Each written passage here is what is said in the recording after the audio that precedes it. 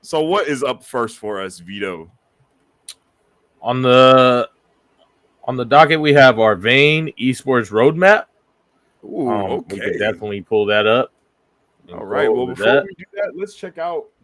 We got people in chat. We got Darkhold Edits was here before we even went live. Pina Colada in here as well, saying another channel to watch. Let's go. It's weird not seeing my name green. My guy says. Queen Steph says we ready. Darkhold says slay, Betty, slay. And Draxus, we here. And those were all the comments that we got before we even went live. So shout out to you guys for the Hey, early shout out to bird. everybody You feel definitely me? being in the stream, yo. Definitely. We definitely appreciate y'all. Facts. And then we got Remy in here saying, let's get it. We got Pina Colada in here. We got Mama in here. Alyssa, what's up with it? Good vibes. Pina Colada says, is that Rainbow Six Siege I see? Yeah, you see Rainbow Six Yeah, up there, you bro. see it.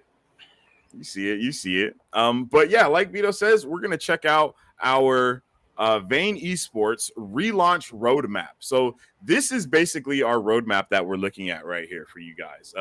Week 1 has went, basically the way that it says it's going to go. Other than I think we are VaiN Esports, that didn't come out on the right date, but it still is out right now for everybody to check out. So make sure that you guys do go check out that our We Are VaiN Esports video if you have any questions or anything like that about who we are and what we do and things like that. And then we have our VaiNtage that came out yesterday, which is a banger. We're going to be checking out that live here for you guys. Vito has not seen it yet. I definitely can't wait to see that, yo. I know that's a banger. Oh yeah, it's a banger for surely. And then we have, of course, October 28th being the Modern Warfare 2 release. That's which is going to be a banger as well. I know everyone is definitely ready for that.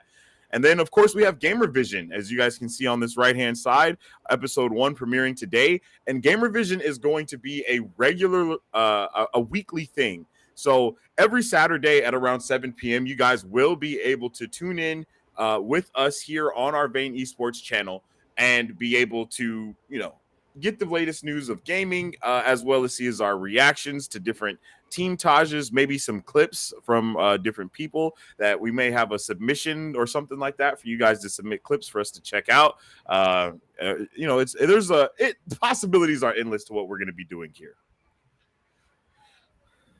Bro, did you have anything to add or anything like that about, what we got going on?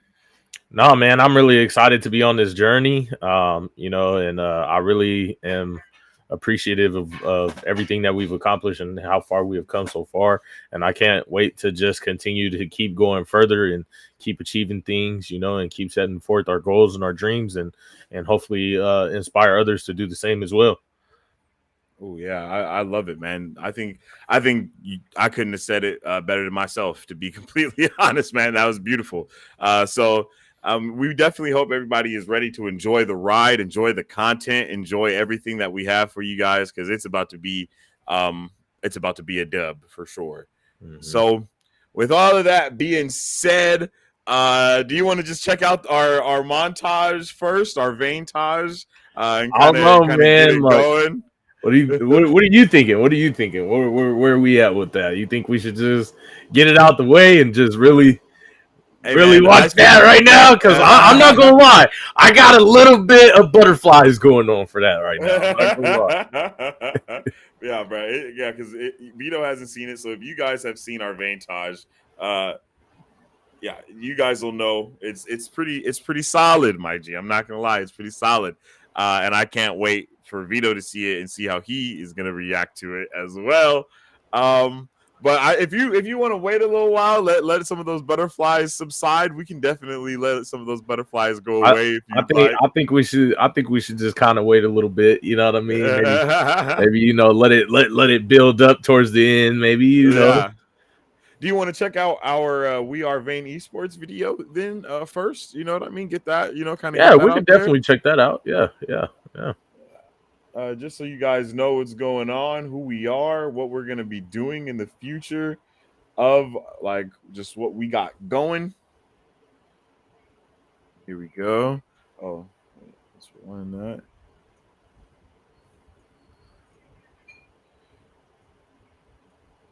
All right.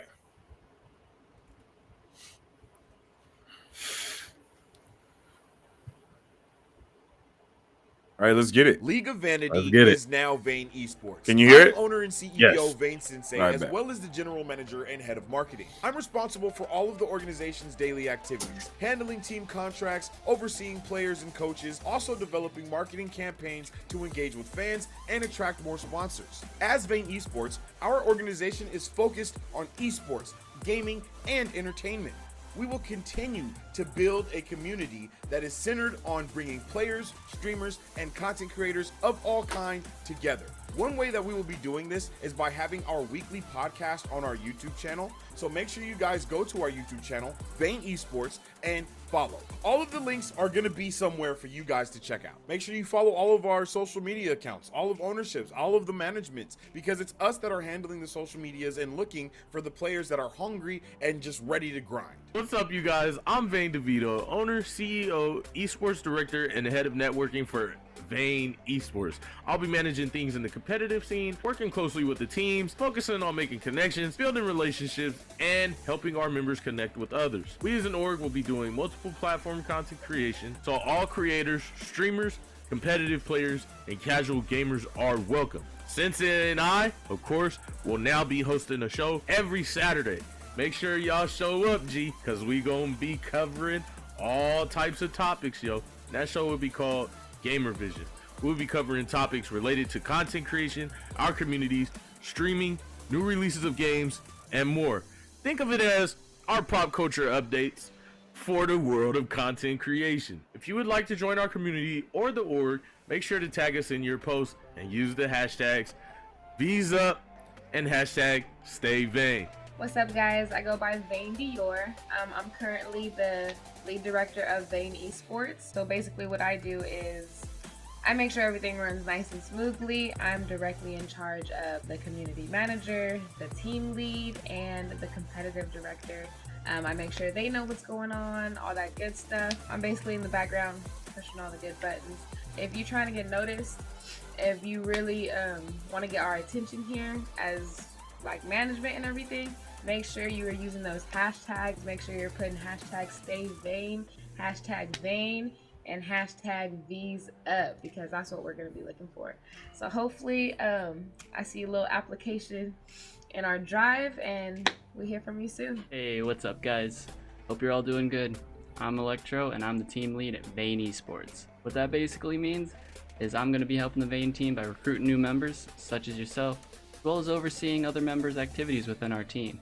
We're looking for streamers, content creators that are looking to grow their community, as well as competitive players for all our different competitive teams. Now you might be asking yourself, how do I join? Best way to be noticed is by posting regularly on your social media, showing your dedication to the grind, and also get involved with us. We're all over Twitter, we stream regularly on Twitch, and we're constantly posting clips of our gameplay on TikTok. It's super easy. We even have a community Discord where you can get involved right now. Oh, also, one more thing. If you're going to be posting clips for VaiN, you want us to check it out, make sure you're using the hashtags VSUP and StayVain. You guys have a great day. What's up, fam? My name's SimBaH the Great. I'm a community manager and content creator for VaiN Esports org. We're looking for active gamers who are willing to create, stream, and grind with the VaiN family. You know, being active is one of the musts. So being active in our VaiN grind chats, being active in our Discord chats, also being active in all of our social medias. Tune into our streams. We have a lot of fun things to do. We bring the noise, trust. We also have reactions coming up. We have podcasts in the works. We also have some VaiN challenges for y'all, just in case, just in case I want to test y'all metal. You know what I mean? So we would love for y'all to be a part of that. We'd love to have you guys. So don't miss out. So in order for that, only thing we would need from y'all is to put hashtag VaiN in all of your social media posts, all of your clips, all of your live streams, so you can get noticed. So we can be able to notice you, you know what I mean? So who knows? You could be put a part of the VaiN family too. Can't wait to see you there. Hello, I'm Gabriel Norvell, also known as VaiN Ekko. I'm the competitive director for VaiN Esports. I'm super excited to work on this journey with you guys and create a very fun and competitive mindset, top 3 type mentality. It does not matter about your skill currently. we are looking at everyone individually open RAIN type of applications. We're looking for the mindset of a comp player, people who are ready to take on to that next step, tired of playing with those randoms that don't know what they're doing and they don't have a goal of playing this game at a level that's higher than what they're at. So we're super stoked to see all you guys and can't wait to be working with y'all. And we're not just looking for competitive players, content creators, and streamers. We're also looking for those community members, those casual gamers, those people that just love video games for the sake of loving video games, to help us drive down that road of success and get to the place that we all know that we can be. If you guys are interested in joining VaiN Esports, make sure you guys are talking to community managers and the team leads and making sure that you guys are super active on all of our social media accounts. When you're posting clips, that lets us know that you're active with the games that you play. You're active grinding. You're active with everything. We are VaiN Esports, and we're focused on bringing competitive players, content creators, and gamers of all kinds together. V's up. V's up, baby. Big V's, baby. Yo. Fucking fabulous, yo. Love it. Yeah, that's. I really like that video. I really do like it too. I love it. I love it. That was definitely exciting. Definitely gave me that passion, you know what I mean? To be like, oh yeah, the next post, I want to join VaiN. Oh yeah. And if you guys want to join VaiN Esports, it's the same thing like we said in the video. All you got to do is on your social medias, just, man, hashtag V's up in your bios, hashtag stay VaiN, even make a post. I'm grinding for, and then at VaiN Esports in there. You feel me? At VaiN Esports org. And reach out to the different team leads and everyone that is, all of our managerial staff, just because they will reach back out to you, and if you want to play with them, they'll play games with you. The whole 9 yards, yo. Everyone streams, everyone does everything. So make sure you're in the chats and make sure you're vibing. We also give you guys opportunity to bring in your own communities as well to keep involved with whatever community and platform you're building on. We also would like to capitalize on that for you guys and help you guys continue to build on your guys' platforms and whatever else you guys are doing. We're not just looking at just gamers anymore. We're here looking at everything as a whole, content as a whole. You can be doing content and not even know you're doing content, and maybe you just need that opportunity to really push your platform and your content to another level. And that's what we're looking to start helping everyone do, even for ourselves, and just kind of make that grind apparent for y'all and for us. We're just trying to stay apparent for everybody involved, and we're looking to expand on the platform. Yeah, 100%. Yeah, 100%. Once again, can't say it any better, man. So if you guys are looking for that, you know where we at. And we'll be here every Saturday from here on out. You feel me? Hashtag it. Hashtag it quickly. But yeah, so follow us on everything that you need to follow us on to stay up to date with all the latest news with our community, as well as the gaming stuff that's going on. So to move right along, just from that section that we were in, we got This Week in Gaming. So This Week in Gaming is just the section where we talk about just the different stuff that kind of happened as far as the gaming news that got put out. It may be games that we play. It may be games that we don't play. Our main focus is to be able to bring what, like we say, man, gamers of all kinds together. And that's what we're kind of using GamerVision as the platform to do, to be able to reach those people that may not play battle royale games, but they still are gamers. You know what I mean? I don't think you have to be a competitive player to be a gamer. Everyone's a gamer. Everyone's a gamer. Yeah. So with all that being said, our first thing that we have is Crash Bandicoot 4. It's About Time. It's supposed to be coming to Steam on October 18th. So I don't think this game was originally released on PC. But bro, have you ever played Crash Bandicoot, the old school game? I did. My cousin was really huge into Crash. That was like his favorite thing to play on his PlayStation, was Crash. And so when I would go over to their house, I would definitely play Crash with them on the PlayStation, and Crash was definitely one of those nostalgic games that was fun. It gave you that Donkey Kong, Mario type of vibe, and That's it true. was just like, one of those games that you could play for hours without getting bored because there was always some kind of puzzle or something or some kind of adventure you were going on with Crash and his little like backpack buddy, I guess. I think that got introduced maybe like in Crash Bandicoot 2, but Crash was really fun. It was really fun for kids and even adults. A lot of adults were playing that. Yeah, facts though. That's really true. Everybody was on that game, 100%. Everybody was on that game. Everybody loved the game. Crash Bandicoot was definitely one of those. I don't want to just say platformers, but it was one of those games that really changed. Like it was a pop culture game at the time when it came out. Everybody knew about the Tiki Dude. Right. Everyone knew about everything. Like making the crazy noises and stuff. All of it, yo. Yeah. All of it. It was all there. So it'll be. I think we even talked about this a couple of times. Is that we're at this point where we need to see a lot of games just either come back or we just need to see new games be made. So it's dope to see that this game is making a kind of resurgence for the PC as well. Usually when games come out on PC, it always does better for the game community, because people come through. Yeah, the community facts because people come through with their mods, people come through with everything and just use it and make it better and make it badder or whatever, for everybody else to be able to have the type of experience that they want within the game, which is what matters the most as a gamer, really, is having your experience, right? So the new game and then a new Crash Bandicoot game has also been announced, and that's going to be teased for December 8th. So there's going to be a new Crash Bandicoot game that comes out basically like what is that, 2 months or something like that, or 3 months after the re-release, I guess you can say, of the fourth one. Smart. I think it's that's hella smart, man. That's smart. Super. Yeah. Hey, let's get you guys attached in this one, and then we're gonna let you know that we'll put out a new one as well. That's smart. Yeah.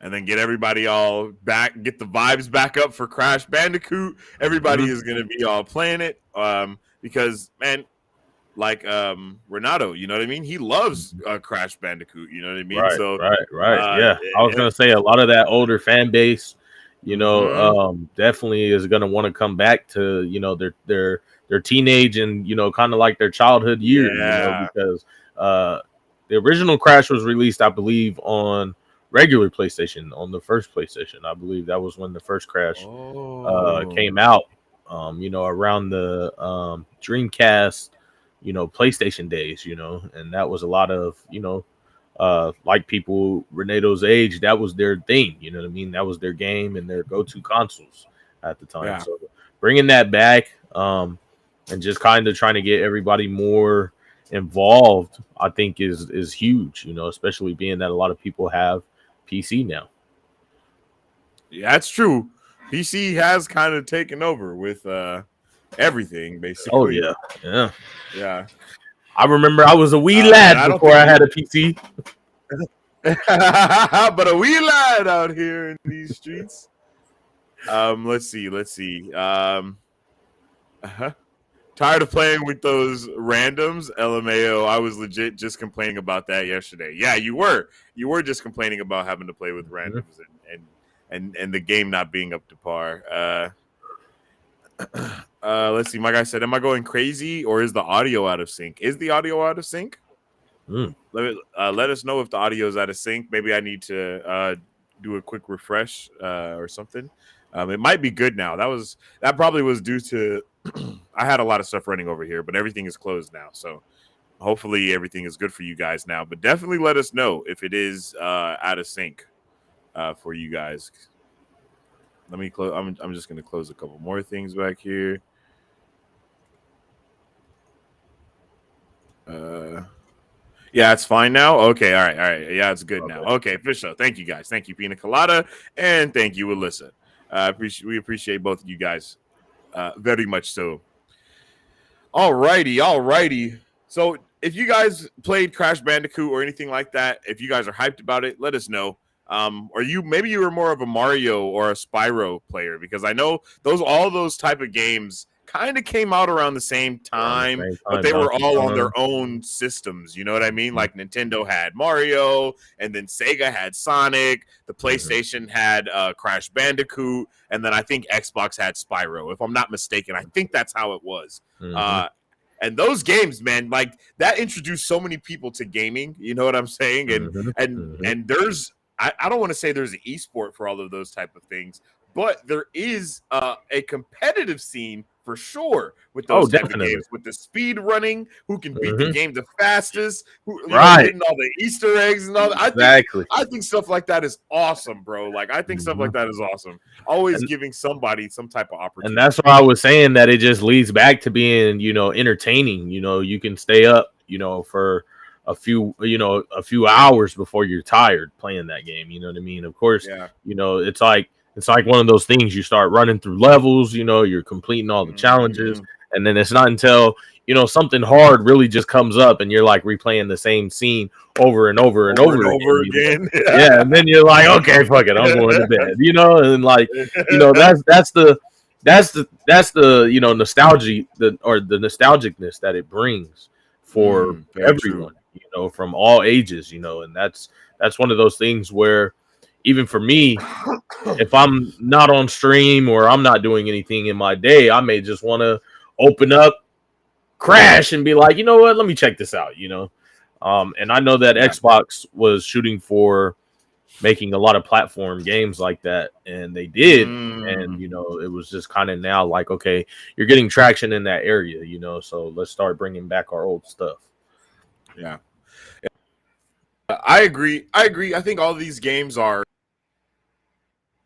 and I think that people really do like to just chill out, but they still like to grind in a way.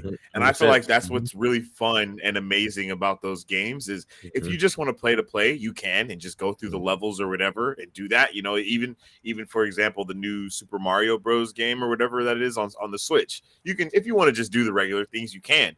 But if you want to go and find those Easter eggs and get all these other hidden treasures and solve these puzzles, you can do that too. And then you can grind it and really go crazy. You know what I mean? Right.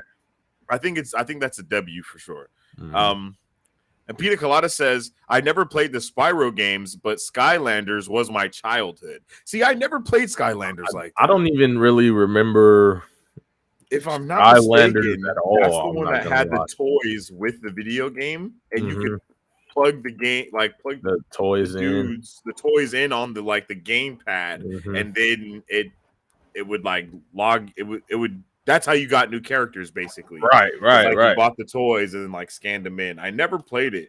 I think Disney had a form of this too, if I'm not mistaken. But I remember. I know for Remy's little brother, I think he also loved this game as well. Like the younger generations, right? Like they really loved this game because they had the toys that they could play with in real life, and then plug those toys in and play a video game. Right. I remember it. I remember it trending. I was in college when that started trending. Like I was in that.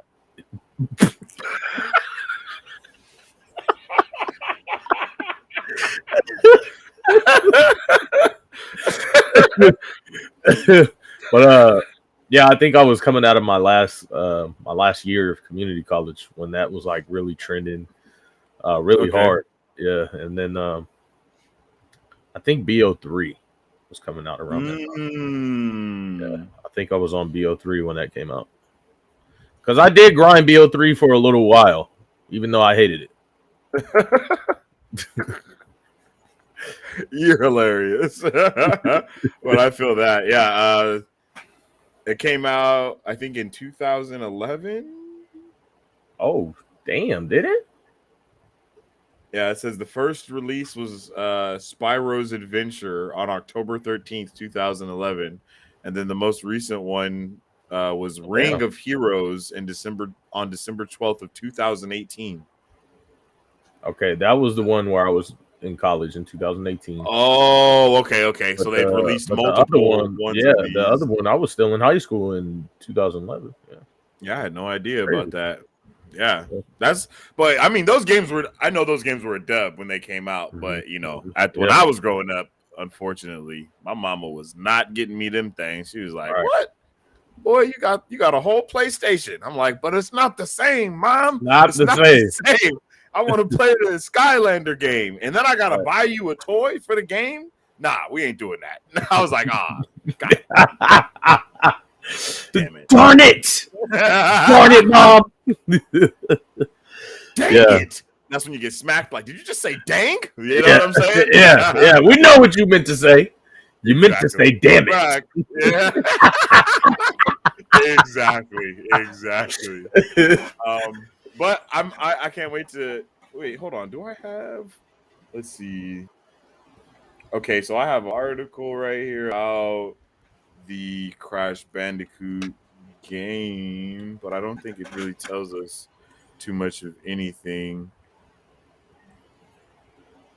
Um, maybe like this. Let's see. It says, yeah, nothing really important. New adventure, Crash Bandicoot 4 is a brand new installment into the franchise, picking after the events of Crash. After the other Crash Bandicoot game. So it's a tie-in game Hmm. basically. There's going to be new Hmm. powers, new insanity, Or quantum mask, huh? Okay. totally tubular skins. Oh, there's So going to be skins for the game. they're gonna keep touching on the magical type powers. Okay. Hmm. Dark magic type It says powers. it's going to be in the whole multiverse. Hmm. That's So maybe interesting. we'll see. Other characters come into the I was game. gonna say maybe we'll see some other characters come in. Maybe multiverses will try to pick up and buy that independent contract and incorporate them into Oh, their stuff, or at least that would be incorporate. interesting. The game come out and then like the next week, Crash Bandicoot goes on to The multiverses, multiverses. Yeah, and yeah. then the next month, and then a couple of months later, then the Hmm. game comes out. Yeah, I think that would be Hmm. pretty cool. Hmm. Yeah, that would I'm not definitely sure be a who makes dub. this game either, so it may be very fast. Well, it's coming out via BattleNet, Oh obviously. wow, There. So I mean, it has to have something to do with Activision. damn! I don't think I knew that. I don't think I knew that either. I'm not gonna lie. Yeah. I was like, wait a minute. I'm not gonna lie. I don't know. Activision makes Crash Bandicoot. But Oh, yeah, you know what? Yeah, they do. Yes, they do. that's cool though. Yep, they are the That's developers cool. for that. Hmm. Well, I'll be damned. I guess you learn something new every day, don't you? Swear to God, if Crash is better than COD, man. No, I'm playing. Nah, that's crazy. But bro, why don't we move on to our next thing on the docket, my guy? So the next thing on the docket, we have Elden Ring. Data miners uncover crumbs of DLC evidence in latest patch. Yeah, so man, Elden Ring was, I don't know about you, bro, but Elden Ring took over my TikTok when that game first came out. Even now, I still see those dope ass cinematics of like people fighting the giant bosses, and they just put their edits on it and make it look so lit, bro. Right. Some of the best gaming content that was like outside of like competitive play or like Apex or anything like that I've seen in a while. You know what I mean? Like Right. people are able to just they were doing crazy things with their edits on that. So I know Electro likes this game as well. We were just talking about it. He was like, bro, you need to get this game. I think it's like a multiplayer game as well. You're able to do just a lot of different things. So with this DLC, if I'm not mistaken, it's going to add new stuff to the game to where if anyone beat the game, they can still go back and play like new dungeons, I think, or something. Oh, okay. So kind of like how Destiny kind of just keeps adding on. Yeah, right. Yeah, something like adding that. like new missions and things like that. Okay. And that's what I can get with that. I was about to say, and that's one thing that makes me think like I'll get the game for something like that because right. Like if it's something that you can play continuously and play with your friends and keep leveling up your characters. Elder Scrolls and Skyrim, and Elden Ring is in that same, I believe it's in the same universe. I'm I not have no sure. idea. I'm not gonna But lie. I think think that it is.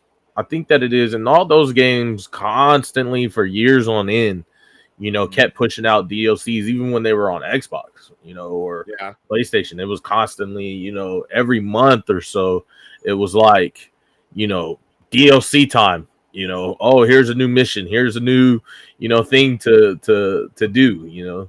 Wolf came out of nowhere talking about I heard Destiny. What? What's up with it, Wolfie? How you doing, G? Yo, welcome, Wolfie. But yeah, we're talking about Elden Ring. Elden Elden Ring. Ring, yeah. Mhm. Yeah. But yeah, bro, if they do make it something like a Destiny type of thing to where, hey, every 3 months we're gonna put out a new DLC or something new to where you get to fight new monsters or whatever. I think that would be. And Elden Ring looks fire. Bro, it looks beautiful. Like it looks so fire. Like, when I played, gameplay seems crazy. Yeah. When I played Elder Scrolls and Skyrim and things like that, I thought, man, when are they ever gonna do like an actual third person of this? Like actually put their all into a third person game like this. And then I think I found out about Elden Ring like around its launch last year, or middle of last year, maybe. I don't know. I just know. I think we found out about Elden Ring and New World around like the same time. Okay. Because I think those games were near each other with the releases. Right. I just remember I was streaming and I caught a couple of streamers. I think like Willie was playing it for a while, and streaming it for a while. And then I caught a couple other streamers that are part of the COD community streaming it, like KF3. And I thought to myself, man, this looks fire, because it was like a For Honor Elder Scrolls Skyrim type of vibe, and I was like, oh, this is fire, really, you know what I mean? Like, and I don't know why I got reluctant to buy it. I mean, I just kind of like was like, it looks cool, but am I really into that? I find myself having a hard time expanding my category sometimes when it comes to gaming. Yeah, that's that. Hey, I agree with that, man. I mean, what was the game that we were talking about? Marvel's Avengers, I think before we've talked about, and it was like, man, it kind of sucked how that game, we didn't get to play that game with each other, basically, right. And games like this, we've talked about this before. We need more of the co-op type of story mode games that you can play with your friends, because that's always a dub no matter what. Like, what's the game? There's a game coming out soon. Gotham Knights. Like if me, you, Electro, and Ekko were all playing together, me and you could go off on our own in the city and go and do something, and then Electro and Ekko could go off and do something. If they need our help, we can go over to them in the city and start fighting their bad guys with them. Like, stuff like that is lit, bro. Yeah, like, that's fire. Definitely. Yeah, that's definitely fire. Stuff like that is lit. Yo, and one thing I can say, Elden Ring is like that, but if one thing I can say, yeah, no, definitely, yeah, no, that's a fact. And one thing I can say is that I feel like these games should take more from like how RP is. Yeah, I agree with that. I feel like they should take from that. Like that should be something that they focus on, is like, let's do proximity chat. Let's, make it to where, if it's open world, let it be open world, Yeah. RP, granted, I get it. It's, it's Grand Theft Auto, altered and things like that. But at the end of the day, that has seemed to push so many people to want to play it. Like, it's like, this is a vibe now, because you can choose the direction of what you want to do now. It's not like you have to play this mission tonight or with your friend. You know what I'm saying? Like, I feel like that's where Marvel's Avengers kind of went down for a lot of people, is because they thought, oh, it's more like an open world type thing, but it's not. You're like you're in the ship, you know, you have to choose missions, and then you know your certain players have to be ranked up to a certain level and able to play with other people, you know. And it's like I can't play with my friends if my Iron Man is not level 41 and their Thor is level 60. You know what I mean? Like I have to play with other you know people within that level, and it's like, okay, now you know this is weird. What are we doing? Right? Like, yeah. Like this is weird. I don't even know what's going on here.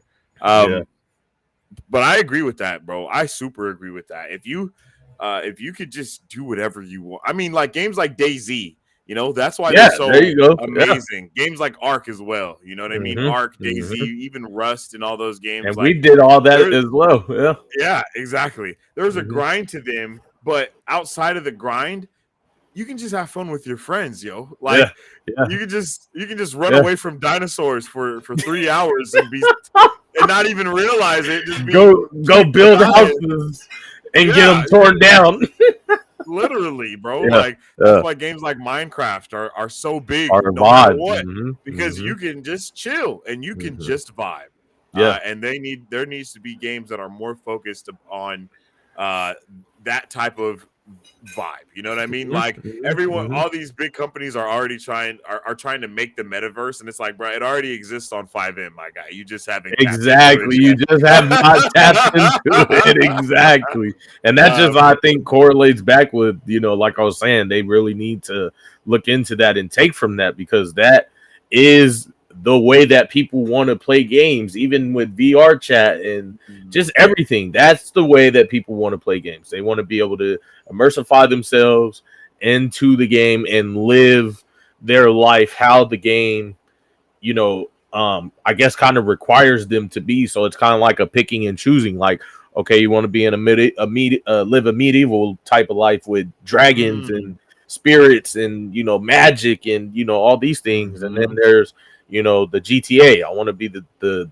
pimp, the thug, the hooker, the, you know, so on and so forth, the entrepreneur, the I got you though. And then you know, you have your more lighthearted type of stuff, Minecraft, Ark, you know, things like that are like, you know, about, you know, nature and living out in the wild and things like that, and that, like, being able to have those different I guess I could say, like, categories within that category, you know, gives you an immersive type, or not an immersive type, but like a versatile, you know, selection of what you want to do for the day, and be able to, okay, with these friends, I'm going to play Ark. Okay, with those friends, I'm going to play GTA. Okay, with those friends, I'm going to play Minecraft, or I'm going to play, you know, whatever, you know. And I feel like now, since MMO and open, you know, RPG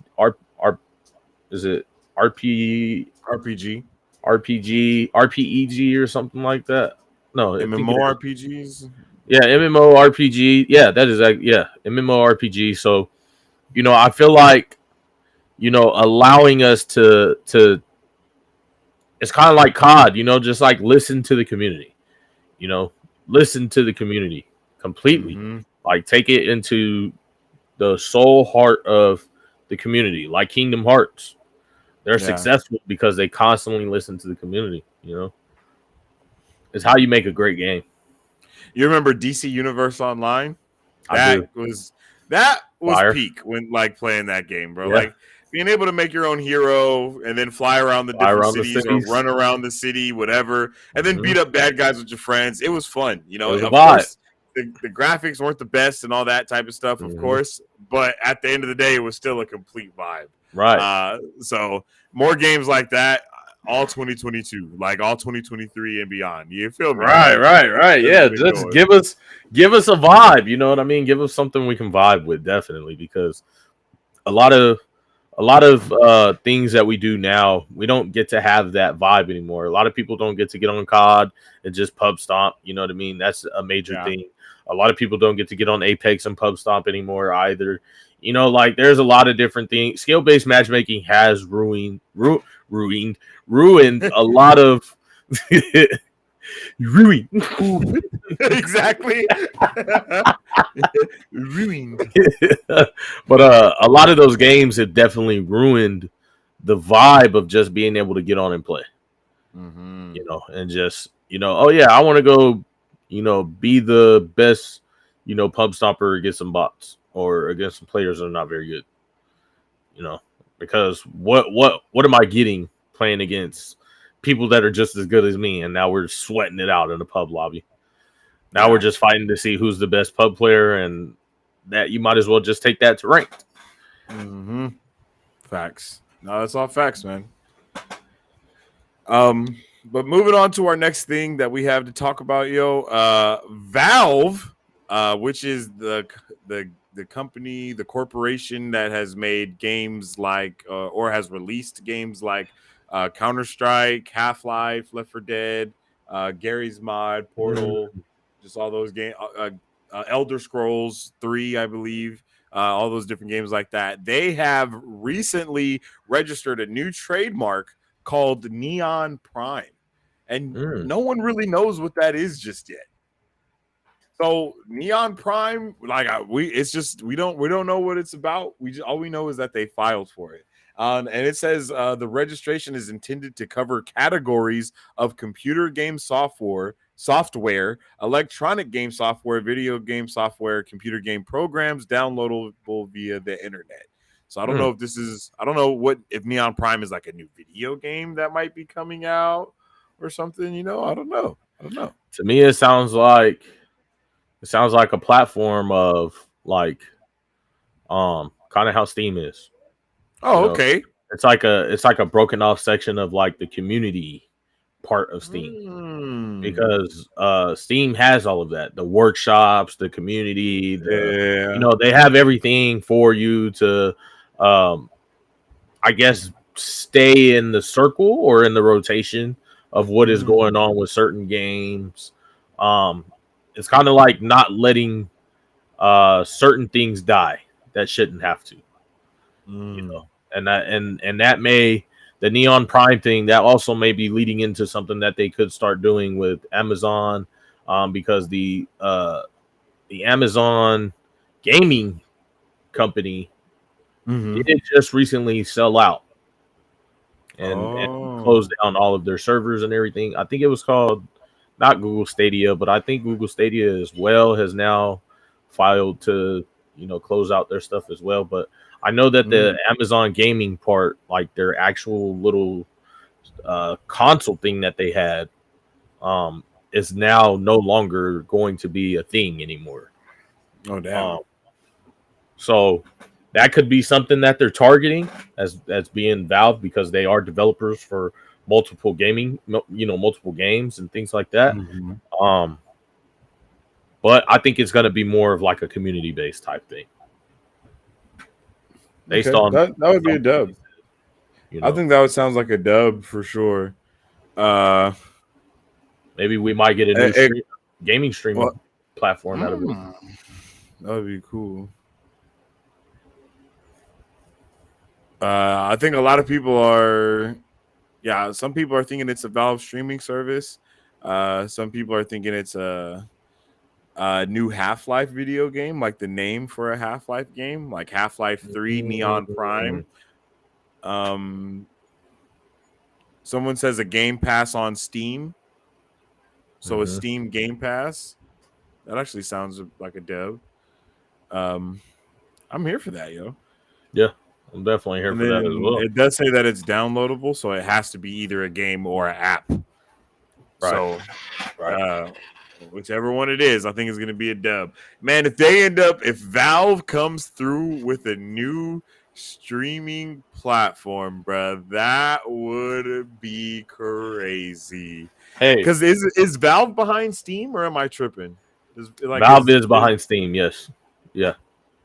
Okay. So and we already were talking about how people can stream through Steam. Imagine if they take that and kind of integrate it into this Neon Prime thing, to where, hey, yo, I'm streaming. Like, you literally open your game and can stream to the platform. I mean, I'm not gonna lie. Now is the time. Oh yeah. With the way that Twitch is going, they're 50-50 split, and then dropping you down or whatever it is after you hit that threshold or whatever, that they're doing over there. And then, with YouTube just kind of trying to figure it out, like, are we going to take advantage of this or not? And Facebook just kind of being the float around. Yeah. Yeah. I mean, it would definitely be the thing to take advantage of, offer your people some rewards for coming over and starting up something, bringing their communities and, starting up, a whole vibe over there and offer some incentives and, you know what I mean? And just, hey, we're willing to help do this, and this, and get it going. Kind of the same thing. Hey, you use our platform anyway to play half of your video games. So now stream on us is like stream too. Yeah. I mean, it's kind of like what people be told are told when they're just starting, let them know what you can offer, let them know what you're willing to do. And if they're willing to grind it, let them grind. Facts. So I'm down for any of the stuff that people are talking about. Some people are saying maybe it's a Metroid Prime remake. I think they might just be trolling. But I don't know. I think the main consensus that I see so far is about a stream, like Half-Life or stream platform, like Half-Life 3 or a new streaming platform. Mm-hmm. So either of those sound like, sign me up for it, to be honest. Yeah. No, definitely. All right. Definitely. Bro, what do we have up next? So the next thing we have up is Starfield has over 250,000 lines of dialogue, over twice of Fallout 4. Bruh, tell me that's not crazy. That is 250,000 lines of dialogue, bruh. That is insane. So that's going to be one hell of a story. You're going to be able to go probably talk to a whole bunch of characters. Probably every character that you can see, you can probably talk to them. The random missions and all that type of stuff as well. It's probably going to be insane. I don't think I've ever really got into any of the Fallout games, to be completely honest. I never did. You never did either? I tried to play Fallout 2 for a little while, but it just didn't take. And then I did do Fallout New Vegas, I believe, or Vegas. I don't know what it's called. I think it's New Vegas. I think it is New Vegas. I did try to do that as well, but they just never appealed to me, I guess. I didn't like the way I didn't like it. I just didn't like the movement or anything with it. I didn't like it. I think I did try to play one of the more recent Fallouts. But with Giancarlo Esposito, my guy from Breaking Bad. He was the bad guy in like one of the. To be honest, I don't even know. Have you seen Breaking Bad? I've seen Breaking Bad, but I don't know about who. Gus. Okay. Gus, his name, the actor's name is Giancarlo Esposito. Oh, and he's the dude in The Mandalorian as well. I don't know if you've seen The Mandalorian. I have not seen much of The Mandalorian. No. Okay. Well, yeah, he's an actor. He's a dub. He's also in The Boys. He's in The Boys as well. Okay. And then he was in the video game as the main bad guy in one of the Fallout games that had recently came out. Yeah, with the new Fallout game, I think I touched it for probably 20-30 minutes. And after that I was like, okay, I'm out of here. Yeah. But I did see people play it. Fallout 3 was the best. Okay, so you like Fallout 3, and tell us a little bit about it if you can. If you tell us what you like, why is 3 your favorite? I guess give us a little just give us a little taste of what we could expect from the game. But I'm not sure what Starfield is either. But the fact that it has so much dialogue, is insane. I mean, of course, if it's being compared to Fallout 4, it's got to be somewhere in that category, Yeah. Because they definitely wouldn't compare it to anything else unless it was a game that's more similar to it. And those are only the voice lines that have been recorded so far. So that's not even all of the voice lines. That's just ones they have right now. Mm-hmm. it says, for the sake of comparison, Fallout 4 had a total of 111,000 lines of dialogue, and the Elder Scrolls Skyrim had 60,000. Damn. Yeah, so this is going to be crazy. Yeah, that's definitely going to have to be something that you grind and kind of immersify yourself in. Mm-hmm. Well, they're going to have ray tracing and stuff like that for this game as well. I don't know what this is. I'm really interested in it though. I'm not gonna lie. Like I'm like, what's going on right now? Let me see if I can find something. Might have to start doing some research. Yeah. Starfield. Okay, that's just the official teaser. Do you want to see a teaser trailer for it, or you want to see I'm gameplay? down. We could definitely go over a little bit of either a trailer or a teaser. I'm definitely down for that. Let's see this teaser. It's not that long. Tease me, baby. No, I'm playing. Hey, yo.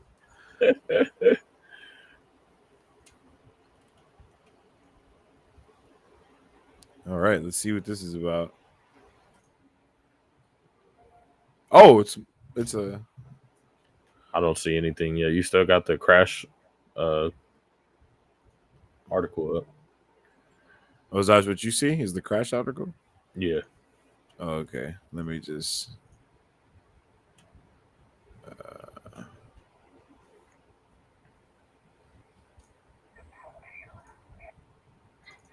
There we go.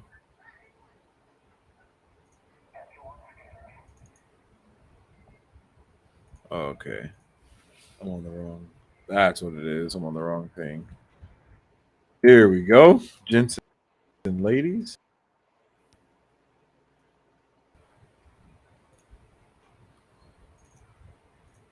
Wow. All right, here we go.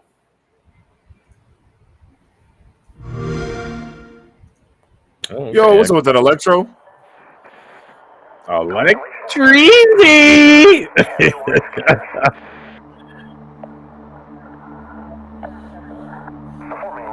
Oh, these are the creators of Skyrim. Oh, yeah, see? 25 years in the making? Holy shit. I knew it had to be like around in that line somewhere. Oh, shit, son. This is about to be crazy.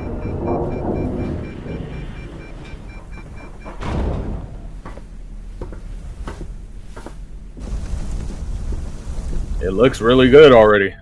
It looks crazy good. The wonder is not that the field of stars is so vast, but that we have measured it. You're part of Constellation now. Part of our family.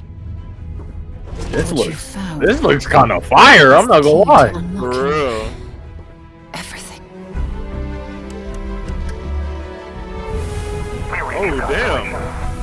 This is all we've been working towards. The life on Mars or what? We've come to the beginning. It kind of reminds me of that one game, No Man's Sky. No, what? No Man's Sky? I don't know if you remember that game. That's why we're here.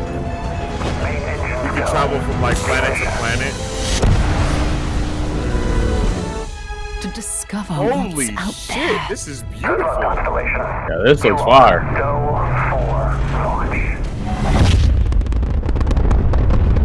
11/11/22, huh? Yeah, I bet we all didn't see that. Oh, what? That's it? Yo, I definitely want to see if there's a gameplay trailer or something like that for it. That looks pretty cool. That did look. Okay. That did look pretty fire. I'm not gonna lie. That looked amazing. I'm not gonna lie. 25 years in the making. That half bit sandwich that they had on the table. You know what I mean? The big guy definitely had to notice that first. You feel me? Okay, we have some official gameplay reveal, but this shit is 15 minutes long. We'll just watch some of it. We'll just watch some of it. Yeah. Because I'm just really interested in seeing like what type of game this is, yo. Like the fact that they're pushing the Xbox too, you know, for something this like deep, I guess you could say. This game just seems kind of deep. 1894 in Anatoly, France, huh?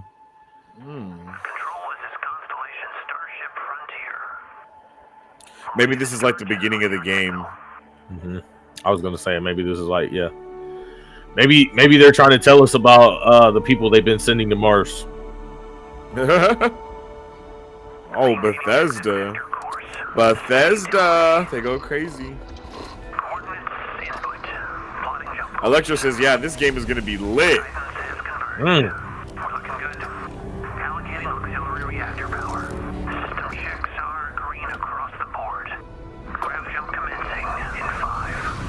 Whoa! 3, 2,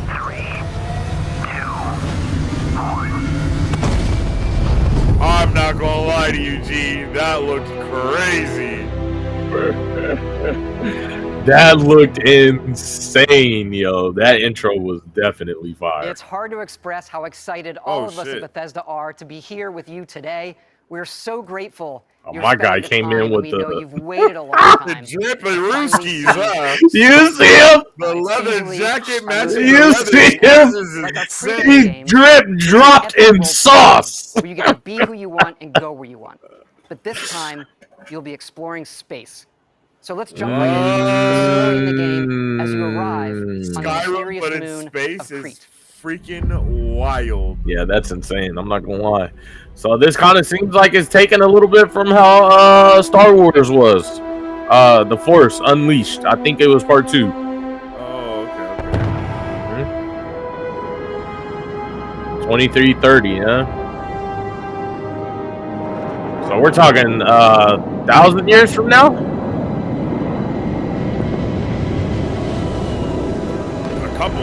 Not a couple, like 1,300, I think, right? Yeah, 1,300, yeah. Or 300. No, 1,300. 1,300 years. Is this the game, son? This is the game, son.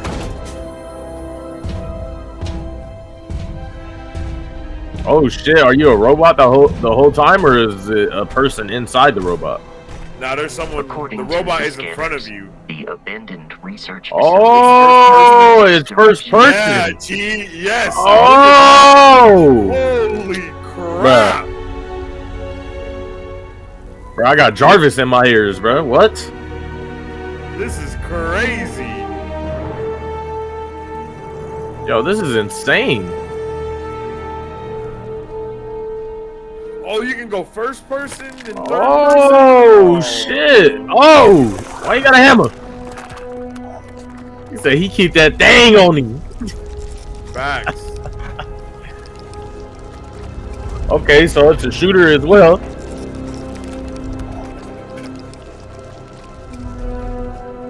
Holy shit. Yeah, this is insane. I'm not gonna lie. Okay, so you got a mine and shit. Okay, so yeah, it's like No Man's Sky.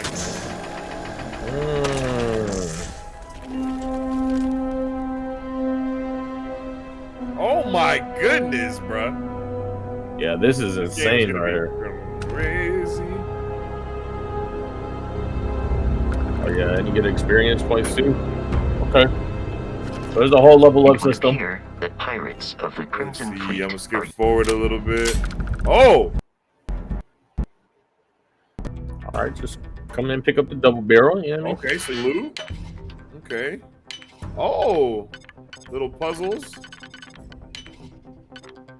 Oh, okay. Oh, that was lit. I'm not gonna lie, that was oh! Oh!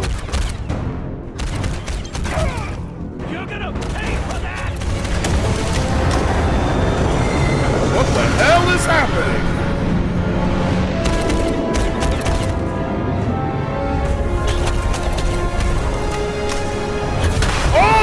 Oh shit! Oh, he called the ship. Oh no, that's not. Oh, he just flew! Yeah, he definitely had a little jetpack right there. After some initial encounters, you're invited to join Constellation, who, in the future the game is set in, are the last group of space explorers. To meet them, you'll head to the capital city Okay. of New Atlantis.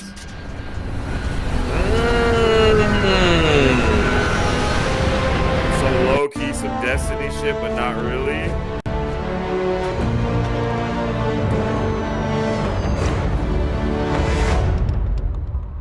Welcome to Constellation. We have a lot to talk about. Yeah, this looks really good. I'm not gonna We're lie. all here. Yeah, it really because does. We're committed to the biggest question of all. Yeah, that looks really good. What's Whoa. out there? Look at that. That Yeah. alone right there. Yeah, That look shot at right the there full is just- moon. Yeah, Yeah. the stars and the cloud. Yeah, that's the tree. Even look at the detail on that tree, yo. Like, Yeah. holy crap. Yeah, Yeah, that that's was definitely crazy. fire. Yeah, that's insane. And that, I mean, and that makes sense as to why it's going to have over 250,000. Because you're gonna be going lines to of different dialogue. planets and shit. Yeah, Yeah, bro, yeah. it's gonna be. Yeah, that's definitely going to be up. Yeah, and if it's up, then it's stuck. If it's up, then it's stuck. Definitely. Yeah, that was definitely a dub. I'm not gonna lie. Yeah, that was definitely fire. I That can't wait was. to see what they do with that, yo. Mhm.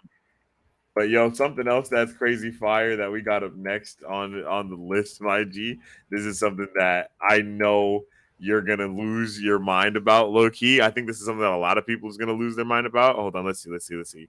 Yeah, this game's gonna be lit. Electro says it's single player Star Citizen. Oh, it's only one player. Okay. All right. That still sounds like it's gonna be a dub though. I'm not gonna lie. Yeah, definitely gonna be an adventure, something you can immersify yourself in. Yeah, facts. Immersify for sure.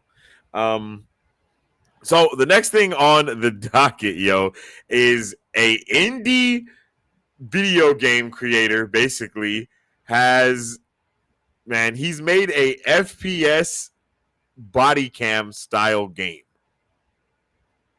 So it's like you're looking from the point of view of a body cam while you're playing the game. Kind of like how the body cam was for Modern Warfare 2 in Search. Possibly. That might be fire. Right? That might be sounds fire. Crazy, right? It might be fire. That might be fire. I'm not gonna lie, because I definitely was with the body cam style in Search. It definitely stopped people from it. For me, in my perspective, it lets the player play. Oh, okay. You know what I mean? Like, it really, lets them play. It lets them do what they're gonna do. It really shows, okay, they're a smart player. They got this. You know what I mean? Because you can't really see what's going on anymore. You don't have their first person view, so you can't just be like no more backseat gaming. I really liked how Modern Warfare 2's was with the helmet cam. Yeah. That was really dope as well. Yeah. I like that from the beta. I think that was only when we were playing Search though. I don't think it was for like Search and then that other one that's like Search, Knockout. You have the knockout. There you go. But those were dope. And I think that this would be crazy insane if my guy really makes this and puts it out. I'm definitely going to check it out and play it if he does. Right. We have some footage for it as well, so let's check that out. Ooh, okay. You ready? Oh, this does actually look kind of cool. I'm not going to lie. This looks kind of dope.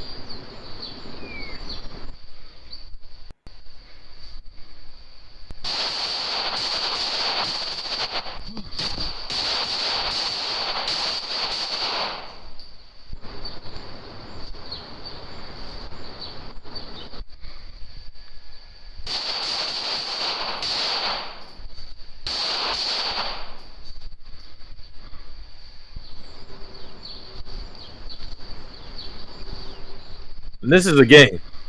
Yeah.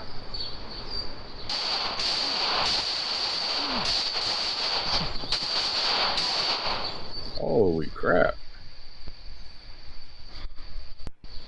I think that definitely does give a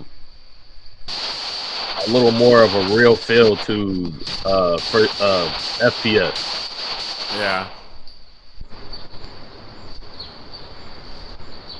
Yeah, I think that's giving a little bit more of a real feel to FPS right there, especially with the handgun. You know, This is giving by you. Alexander Spindler, and this is on Unreal Engine. Oh, that's on Unreal. Yeah. Oh crap. Yeah, that pistol action. Yeah. That pistol action. That's definitely giving more of a realistic type of feel.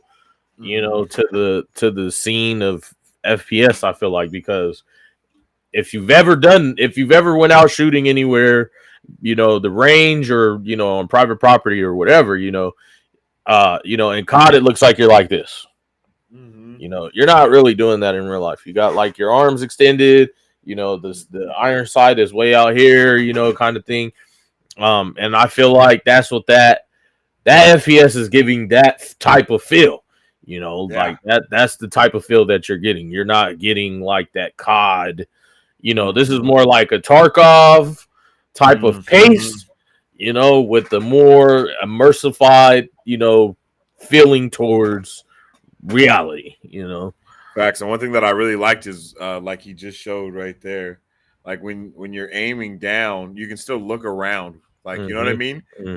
Like you can still control your head movement right there. You see, he's aiming, but he's holding the window and looking And to the he's right. still looking I it out to the love right. that. Yeah. I Yeah. love that. You know what I mean? That's one of my biggest pet peeves with like with games to be lit, you know, and stuff like that. Not being able to really like be like, okay, let me just hold right here and let me like not like lean my whole body with my gun. Yeah, but you know, just yeah, let me just yeah. like Let peek me that look. Let corner me a little peek it. bit. Yeah. You feel me? Like literally peek the corner. And if I get my head blown off, I get my head blown off. But I shouldn't have to move my entire body over. To You where know, now it's you're just exposed. You're getting your whole body shot. Yeah. Yeah. And Yeah. then I really like this, the way that it looks. Like you can definitely tell like he's put some time into this, but you can also tell that this is still just the beginning. You know what I mean? Right. Yeah. Yeah. No, I it don't think he has definitely a name for it, but we'll just call it, you know, the body cam game. the body cam game. Exactly. Exactly. Or body Yeah. cam FPS. That's what we can call it. Body cam Yeah. FPS. Because and look at that. I really like that. I'm not gonna lie. The blood mist in the air when he's hitting them. Yeah. Yeah. Look at that. Yeah. Look at that. That's mad real. Yeah. Yeah, look at that. Look at the just blood just mist in the air from him catching bullets to the body. Yeah, that's realistic for sure. I love the panning by those windows. Like that's insane. That's insane, bro. It looks so good. And it also gives you a little bit of like a fisheye type of lens vibe because of the body cam angle. I think all of that is lit. And you see the blood flying up there as well. Yeah, because he's fighting two different people. You feel me? Like that's, and I don't even see him. You know what I mean? I don't even know he's shooting. Right. But he's definitely right there. Yeah, so you definitely could tell right he there. you could tell he misses. Yep, and then you see the bullets kind of fly at him there. Yeah. No, I think that's a dub. I think that's gonna be a whole different vibe. I feel like the vibe that this does go off of. There was a game that when me and you were just kind of chilling watching Kai Sinat and his boys play that like that police. Not 9 to 5. Ready or not. Ready or not. I feel like this is more in that vibe. You know what I mean? I feel like this is more in that vibe. And for people that are not, so I guess stuck on just playing their, selective games, I feel like this is a dub. That's very true. It's very true. Electro says, it seems hard to aim. You don't really use the iron sights. You're more just pointing your gun around. Yeah, that's very. But I think there's a little bit of iron sight. Look at that! I love that look around right there. That look around right there was just Like, do you see how far he looks over that shoulder? Yeah, Like, I've seen. look Yeah. at that. Yeah. What? That's so much like information that you can gather from that, bro. Like, Right. I'm not even gonna lie. Right. And you're still holding the yeah. I love it. I love it. I think It looks solid. so. Just to kind of get with what Electro was saying again, that's what I was saying. Like when you're aiming a real, a real gun, you're aiming out like that. Yeah. You're aiming out like that, and that's the angle. Exactly what you see in that video. That's the angle that you see. You're not up here with your pistol trying to look directly through the iron sight. And that I feel like that feel is what you're feeling in real life. You're looking around, you got your gun, out or your weapon out, and for me, again, I'm gonna say this again. I understand where a lot of people feel like games should stick to just being video games. But at the same time, you can't be split two different ways between that. You can't keep complaining about the video game being a video game, and then when it comes out, oh, this is not good because it's not touching on this realistic part of this or this realistic part of that. Now you're just asking to have the best of both worlds, and it's like, that's not how development really works. You either get the developed product of it being more realistic, or you get the developed product of it being a video game, and that's just how video games are now. It's like movies. Yeah. Electro says, I feel like I still hold my gun high is in the game. I definitely can understand that, but this is from a body cam's perspective. So we don't know where that body cam is. It seems like it's kind of in the more neck, chest area, and that's why you're getting that angle right there. You know what I mean? So it kind of seems like the hands are closer, but not really. But it's and just as like well, I don't think it would be aesthetically pleasing to see arms, like your whole arms, your whole arms out, in first person mode, And I think like this look is like the best of both worlds in a way, I guess you can say, is like keeping that video game style, but also getting a more realistic feel to it at the same time. Because like even at the beginning when he's like looking around, you can tell it's a little like you're not aiming the gun. It's like he's looking and then you're pointing the gun over there. You know what I mean? Yeah. See, like, and then I like the kickback of the gun as well, and the flash of the barrel and stuff like that. Yeah, I think it changes the game.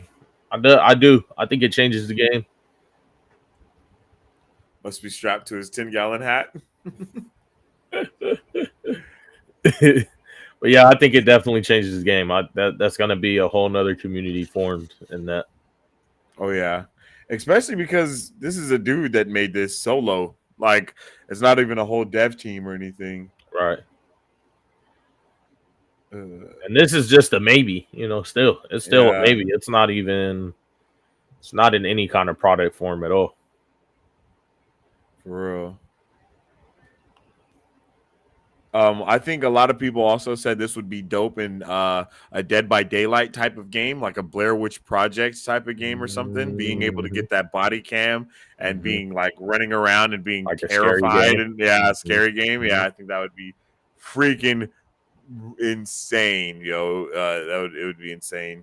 But this is definitely something to keep our eyes open for and see like what's gonna happen with this. Because if this comes out like next year or something like that, I would definitely be juiced about that. But yeah, man, I'm down for this. I can't wait for it. And why don't you let us know what we have up next on the so you guys are definitely gonna be excited. Any of you Marvel Spider-Man maniacs out there, anybody who's still tapped in from the Marvel Bros, or anybody that is just a Marvel fan in general, and those of you that are on PC, we have Marvel's Spider-Man Miles Morales is coming to PC November 18th, and that is a bigger dub because we just got the other Spider-Man game a month ago, 2 months ago. Yeah, it feels like it was a month ago, literally. Like it does not seem like it's been a long time since we got that game, bro. I think this is a complete dub, like a complete dub, bro. Yeah, I am super excited for this game. yeah. I was literally just talking about this the other day when I was at GameStop getting my new headset Right. with one of the guys there. I was like, "Yo, it's just like I love Spider-Man. I love Spider-Man game. Like when the first game came out, I bought it. I bought a PS4 just to play this game. Like not Miles Morales, but the first Spider-Man. Right. And then when Miles Morales came out, I just was like, I'm not getting a PS4 again. I think I already had my PC, et cetera, et cetera, et cetera. Right. And then when this dropped, I was like, oh, yo, wait a minute. Is this like if we got this Spider-Man game, we must be getting Miles Morales soon. We must be. I'm not gonna lie. It's here, bro. And like look at that. This is captured on PC. This picture is like this isn't even a look at him, like he got Spider Cat with him, yo. Like, that's insane. That's insane. I'm definitely not gonna lie. I kept trying to do like the PlayStation app now that they have on PC that allows you to play the PlayStation games on the PC. You know, I was like, yo, I'm about to get this app. Gee, they better have the Spider-Man games on there so I could play this, yo. I'm definitely doing the free trial. I'm doing everything to get it, yo. So now that I know that it will be available, I definitely will be checking out the first Spider-Man game because I never got to play it. Specifically because I've just been an Xbox person since 360. And I played the other Spider-Man games on PS2. All the Spider-Man games that came out on PS2, I believe it was 3 of them that kind of came with the movies that had came out. I played all of those. And those games were awesome.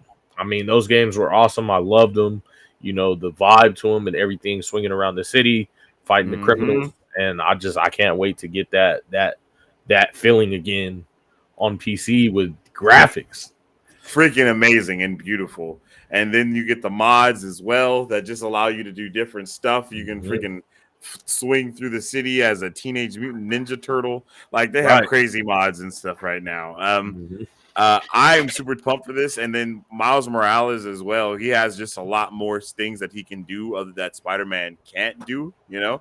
And then and in the game they evolved just the way that you swing, the tricks that you can do in the air, just different things along the lines of that. So it's definitely going to be a dub when this game comes out. I can't wait. I'm super excited for it. Let us know how you guys are feeling about everything as well. Are you hyped for this? I see Wolfie is saying, I need Last of Us for PC to come out. Yeah, I think that's coming soon, if I'm not mistaken. The Last of Us and The Last of Us 2 are both coming soon to the PC series. And those are going to be dubs for sure. I'm super excited that PlayStation as well is putting their games out on PC. Yes, definitely. PC has nothing to do with the console war, so don't make us suffer. You know what I mean? Right. Exactly. Let us have the best of both worlds, please. Let us have it. All we ask for. But yeah, this is going to be a dub. November 18th. I'm definitely going to be there. Night of the game, I'm going to be playing it, and no one's going to see me until what day is that? Hey, you're definitely going to be streaming it though, right? Possibly. Let me know because I'm there. Oh yeah, it comes out on a Friday, so yeah, I'm gonna be playing that until we're here for GamerVision. Legitimately. Oh man, I didn't bring my coffee. That's what I'm missing. I was like, yo, what's going on? I'm not gonna lie, some coffee actually sounds really good. Yeah, it doesn't sound like a dub. It does. I can't wait to come and get some tomorrow morning too. Oh, here we go. Yes, sir. Like, yo, G, let me get a cup of that. Oh. Yes, sir. You streaming, right? Yeah, I'll probably stream it. I'll probably stream the game. If I don't stream it on my main channel, I'll stream it on Marvel Bros. Hashtag Sensei streams Spider-Man. I know that the Super Fam and the Bro Vengers are definitely gonna want to tap in for that. So I might stream it on the Marvel Bros YouTube channel, or I might not. I'm not sure. Hey, that definitely would be a vibe. I'm not gonna lie. Right? That would be a That vibe. would be a vibe. Right? I'm not gonna lie. Yeah, that would definitely be a vibe. I'm not gonna lie. Yeah. Especially because it's my first time playing it, and the whole do a whole little series of it. Yeah. If I find out that we can join up together too. Bro, that would be lit. I mean, in the new game that's gonna come out, the new one, it's gonna be Spider-Man and Miles Morales in it. Like, it's gonna have both of them in it. So you might be able to do like a multiplayer campaign. Like, I will. Yes, sir. Pass out. Yo, I'm just gonna say it right now. I'll probably bust. Oh my goodness, my guys, I'm a busting the. I'm a busting the. But yeah, bro, I think this is a complete and utter dub.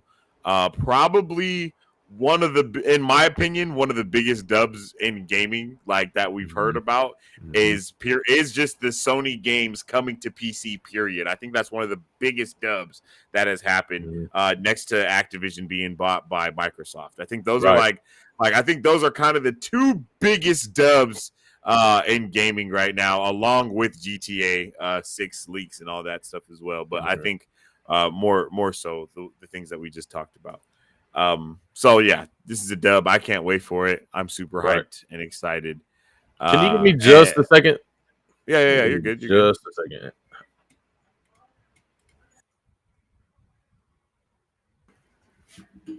Let's go like that. There you go. Yeah, there you go. Yeah, so I am super hyped. I'm pumped. I can't wait to see what's gonna go on. I'm pumped for Spider-Man because it is a bruh. I mean, Spider-Man has always been amazing. And it's like every game has always been a dub as well. So let's hope that we're on a road for some more W's, I guess. But moving right along, yo, man, we were Crash and Spyro, Mario, new Sonic Frontiers trailer that has been released. This Sonic Frontiers is a new game that's I believe it comes out this year or next year. And yo, my son is gonna be pumped about this. I'm not gonna lie, because Jay loves Sonic. Hey, I'm not gonna lie, man. I low-key want a Nintendo. Ooh, yeah, the OG Nintendos are fire. I low-key want that Switch. I feel like them games the Switch on there is fire for sure. I feel like the games on there is lit. Yeah, they are. They are. Put my Switch in my pocket and get to just, I mean, it's like a PSP, I think. Yeah. Yeah. Pretty sure. Yep. Yeah, that's like dope. a PSP, but for Nintendo games, so you get like I'm about to be out at TwitchCon on the Switch. Pokemon, my guy. Here we go. All right, well, let's check out this Sonic Frontiers trailer. Oh, they don't have value. God. Wait a minute. Oh, that's my bad, probably. No, you good.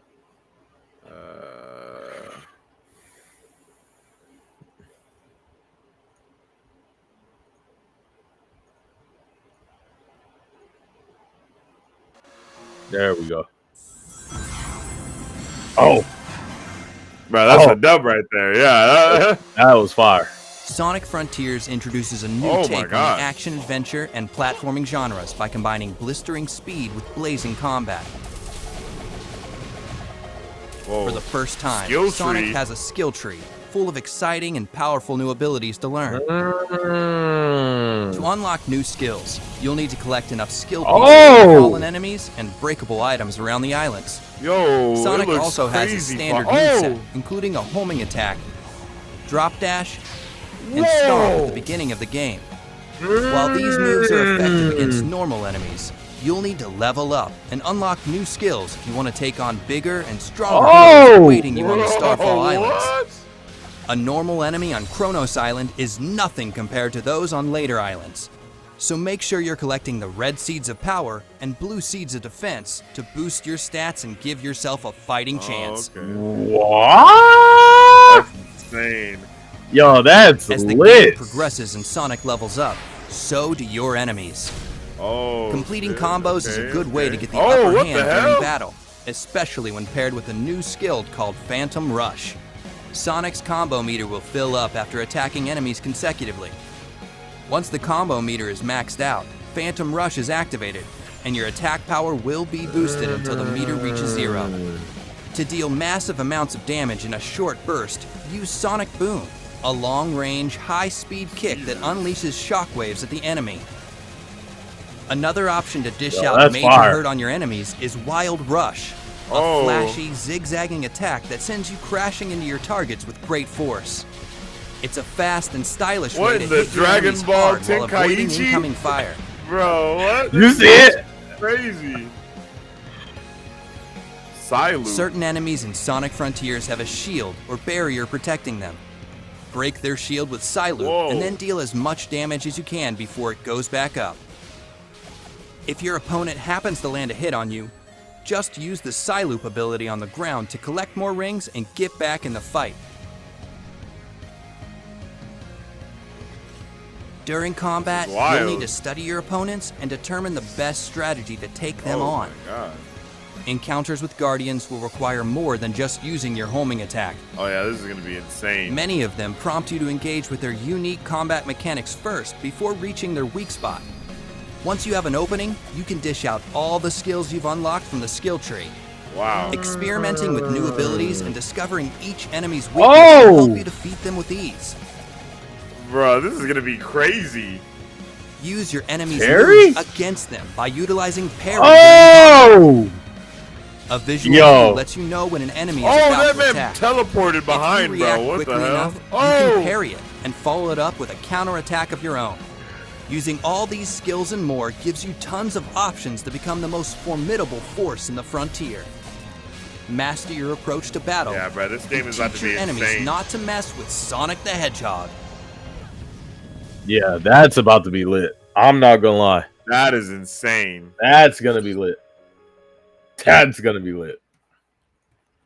And it's coming out on everything. That's gonna be lit. That was on a Dragon Ball Z type of wave. That was fire. I know that definitely comes from the development of the movie, but that was fire. Like, that was insane. Yeah, that was fire. Wolfie said Sonic going to be lit. Yeah, Yeah, bro. agreed. That was like on some like the new Legend of Zelda type shit. But Sonic though, like that was insane. That was like, man, whoa. That was like Kingdom Hearts and Zelda and like Dragon Ball Z all mixed together in one pot. Yeah, that was fire. I'm not gonna lie. amazingness. Yeah, that was fire. I'm not gonna lie. I'm pretty pumped, G. That was yeah. That was fire. Pretty crazy. Yeah, that was fire. That's I got an pretty Xbox insane. I haven't turned on in a while. But it did say Steam, I believe, right? Did I see Steam up there? I don't think I saw Steam. Nah, it's just I saw it's. I think. Let's see. It's only coming to consoles right now. Oh, okay. Yeah, so the PlayStation, the Xbox, and then the Switch. It'll have all of those. Will have it. I got an Xbox. And I don't think I see a release. I don't see a release date on it or anything either. Yeah, no release date. Pre-orders are open though. Oh, I'm lying. November 8th. Oh, okay. Oh, that's right around the corner. That's right around the corner. Oh, that's a dub. Yeah. They trying to He's gonna break have my to get bank it together if you want it. my guy gonna have to be out here cleaning floorboards. Might have to sell some ass. I'm not gonna lie. What? Nah, you gonna sell some cheeks, bro? For Sonic? Hey, bruh, that's insane. The OnlyFans is lit. That's all I'm gonna say. That's insane. Selling some cheeks for Sonic is insane. But what do we have up next on the list, my G? Yo, so next up on the docket, of course, we had to come with some new stuff for one of the best fighting games right now in its division. I'm not gonna lie, pound for pound, I think that they're saying that Like I said, Multiverses pound is for definitely pound. taking the cake right now over like It Super Smash. was, but recently it's regressed Has actually. it? Yeah, it's actually kind of regressed. People are not all the way in there like swimwear anymore. Like I think the amount of players and the viewership has went down like more than half. Oh shit! I didn't know Yeah, that. that's pretty crazy. Oh, that's But insane. I think they're trying to fix it with a lot of the patch notes and stuff that they're Mhm. doing. So Well, we'll I just think have to right see. here with coming with this new character Stripe from Gremlins. You know what I mean? I think that's gonna be a dub. You know, Yeah. that they get that and some upgrades and some Hmm. patching and stuff. I know I do remember that when it went into beta stage, that they did say that they planned on continuing to work on the game constantly because they do want to stay in compete with Super Smash Bros and things of that nature. Yeah. So I think with this, they'll I think that it'll continue to grow as a video game and the platform that they have. I think they just need to work on it. Again, listen to your community, man. Yeah, that's a Community fact, is man. everything. Facts. And I think they're gonna try, and do something, try to have something pop off. But man, who knows? We're in a time right now where if you're not listening to your players like you're saying, and if you're not making changes within like that first um month, I'd like Mhm. to say maybe of the game being out, it's Right. over. You're Yeah. done. Yeah, definitely. You're just done. Yeah. Yeah, So you got to definitely. get it together. You definitely got to get it together. Uh, not just for the sake of your game, but for the sake of the developers and all the people that Mhm. work for your game and all that type of Mhm. stuff. Mhm. If you don't Mhm. have people really rocking and rolling, then you ain't Mhm. locking and loading, and that's just what it is. You That's know what just I'm what saying? it is. It is what it is. And it is what it is. So Multiversus was a W game. I have not played this game in dumbass long. Oh, they're adding Black Lantern Superman. That's dope. Mm. Ooh, look at those skins. Those are some W Those skins. I'm are not dope. gonna lie. Those are some dope skins. Then we got some nerfs and buffs and stuff coming into the game as well. So hopefully they, try their best to make a comeback. But who knows what's gonna happen? Yeah. Yeah. Who knows? Alyssa says, "Hey, yo, what's up, Alyssa? Welcome back." Wolfie, like I said, have y'all heard about the First Descendant? Now, what's that? I've not heard about the First Descendant. Is that a new game or something that's coming out? I'm not sure. I haven't heard about it. G. Let us Mm. know though. We are Definitely let us definitely, know. yeah, we definitely want to know what it's about. Man, there is a. And did you see the game? Were you in there when Don? Were you in my chat that day when Donnie showed me that new game? I know Electro was there, but were you there? It was when we were waiting for Overwatch 2 to start up, and then he showed me this game, and it looked insane. I don't think so. All right. Well, we'll throw that, and we'll throw the First Descendant on the list of things we can check out in Okay. a second. Um.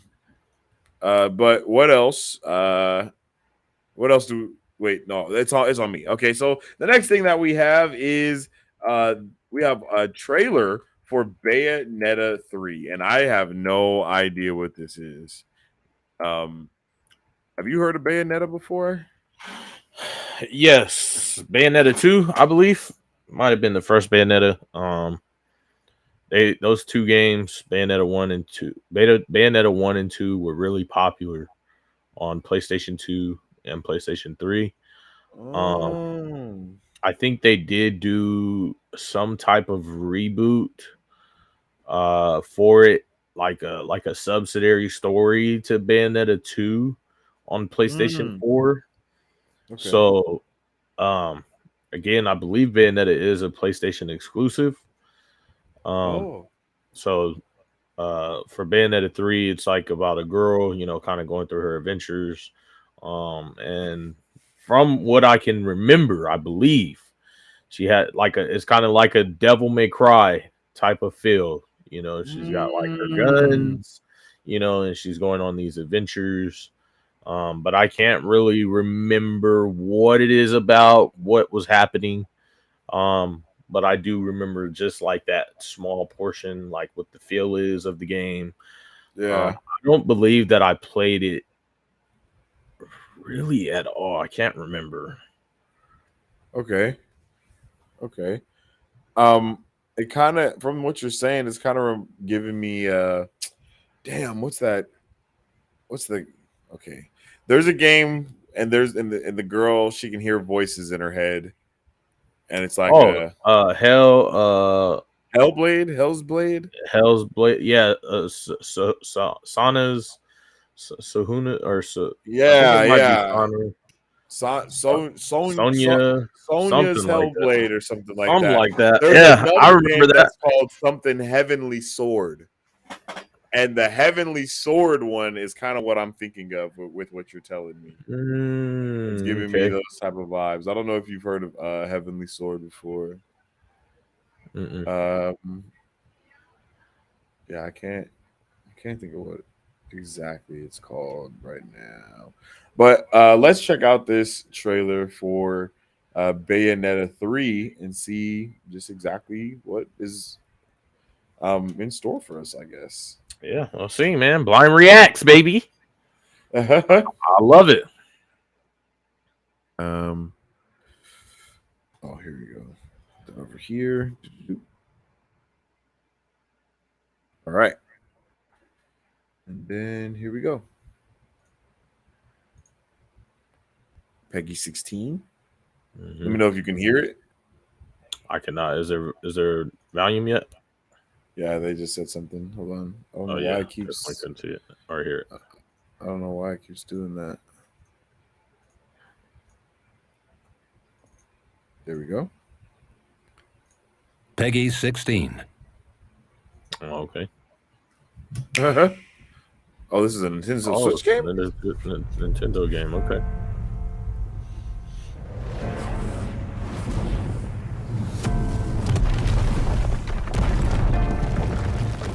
I have no idea what's happening.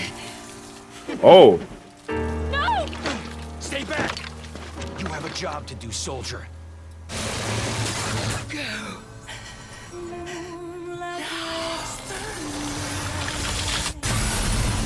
What the hell? So that was the original character. Oh. Not an angel or a demon, but not quite human either. Who are you? Oh.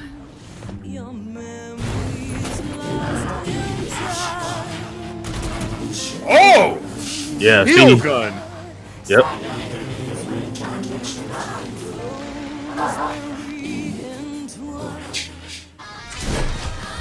Kitty, why don't you look after him for me? What? Me? Oh, the Mirage? What, that sounded like Mirage a little bit, like the person that. To fight for others, Yeah. not just for yourself. I'm sure he'll give you Oh lots. my god. Whoa. Please, wait! If we can get to the Alphaverse and stop Singularity, we might be able to help him. You have to be the one to find all of the Chaos Gears. Look, I know how you feel. So? Trust me. He means a lot to me, too. Alrighty. I literally have Oh, it's bigger still going. fish to fry. I don't think I want to watch this whole thing. I'm sorry. Yeah, no, I'm definitely good with all of that. But I can start with this. It is the Devil May Cry type of feel. Oh, okay. It is you know, the same developers, Peggy 16.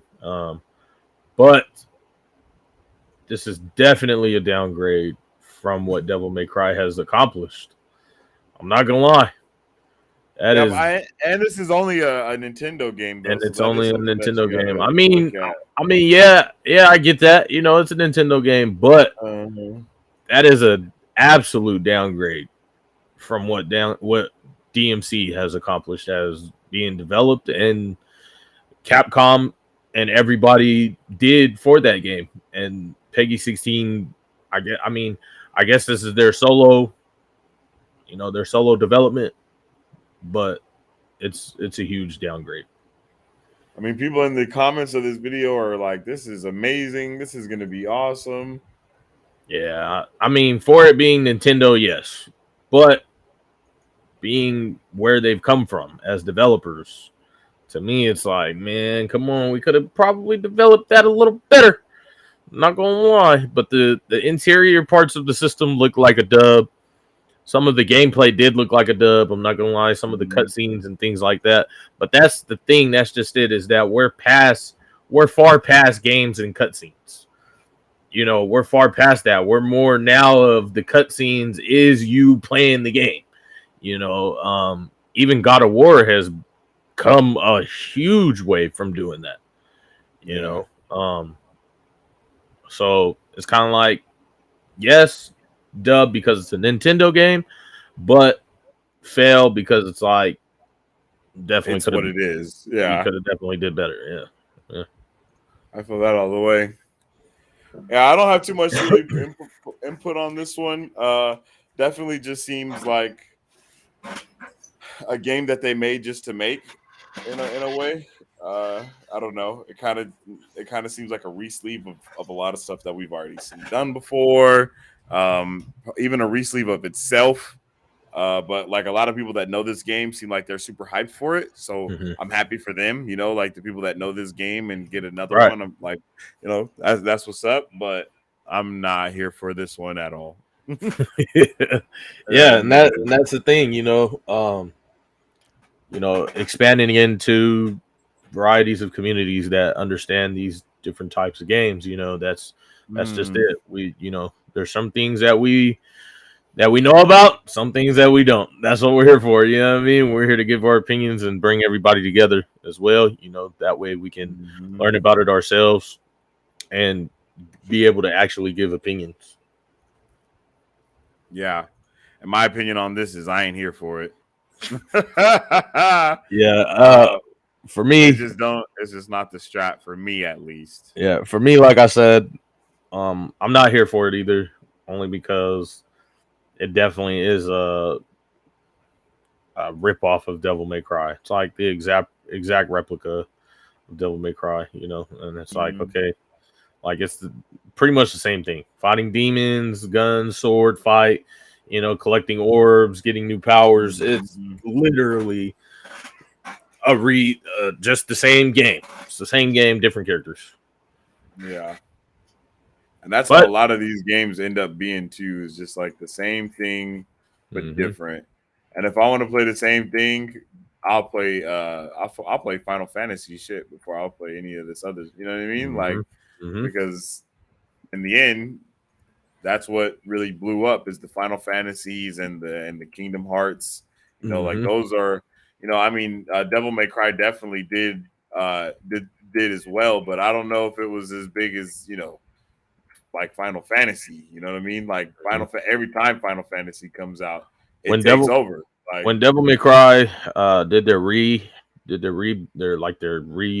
I guess, and like rebooted the first games, the first 3 from 1 to 3, and then they finally started continuing the story like everybody had asked for. Devil May Cry did take over for a while. I mean, it was like a solid 3 years that they took over the scene, for a minute, okay. And, I think that when Kingdom Hearts, I want to say, came back is when it kind of started to take a dip again. I understand what you're saying. Well, if you guys are, Bayonetta players or followers of the game or whatever you may be, maybe you guys can help us know a little bit about what's going on. Maybe clear up some of the confusion. I mean, I know we didn't even finish the trailer, but it got to the point where I was just like, all right, I gotta get out of here. The dialogue, the visuals were not that appealing. Yeah, I was not appealing at all. And especially when we just saw that Sonic trailer that was freaking beautiful. Like, and then we went from that to that. That was just like, Right, right. all It right, was definitely like, and yeah, right. And that new Kingdom Hearts game, Kingdom Hearts, my game, IDK about beta. Yeah, I don't know about Bayonetta either, but Kingdom Hearts, bro. When they put that trailer out for that game, bro. Oh my goodness, it was literally seamless from gameplay to the story mode or whatever was happening, back to the gameplay, it was seamless. You couldn't even tell that. That's what I'm saying. We're far past cutscenes. Yeah, you know, us playing the game is the cutscene. Yeah, exactly. Yeah, we're far past it, man.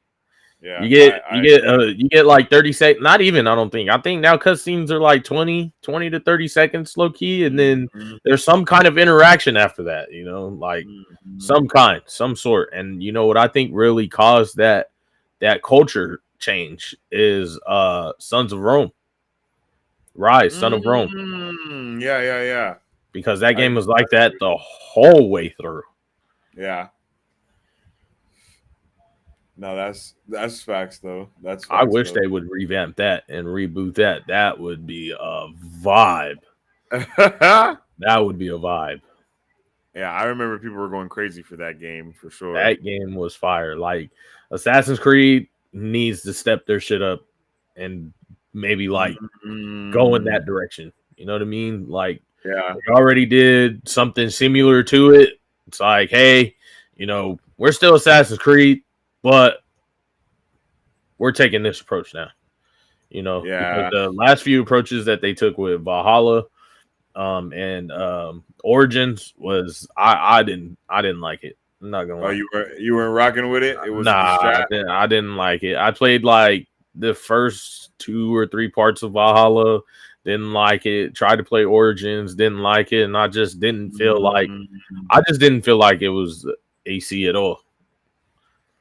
It just seemed like it was one of those. It just seemed like the layout was AC, but the gameplay definitely was not. Oh, damn, that's crazy. Yeah, I haven't played an Assassin's Creed game in a really long time. I'm not gonna lie, just because of kind of what you're talking about as well. Like, it just stopped being Assassin's Creed, I guess. Like, it's really weird to say that, but that's just how it felt. It was like, all right. And then it felt like for 3 or 4 years, we just had one back to back to back. Like, it was like every year there was a new Assassin's Creed. And it was like, okay, bro, why is this happening? You know what I mean?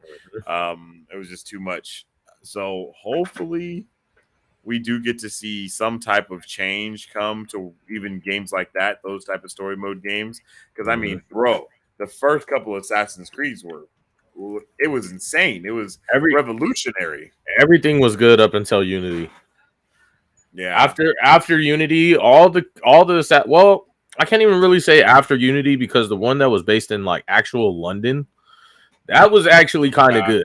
That one was still kind of good, but I could tell the big, huge dip from that and what we used to get from AC1, AC2, Brotherhood, AC3, you know, and then AC4, Black Flag, and then Unity. I mean, all those games, you're talking 6 games, 6-7 years. And some of those games were 2 years separated of dominating that category.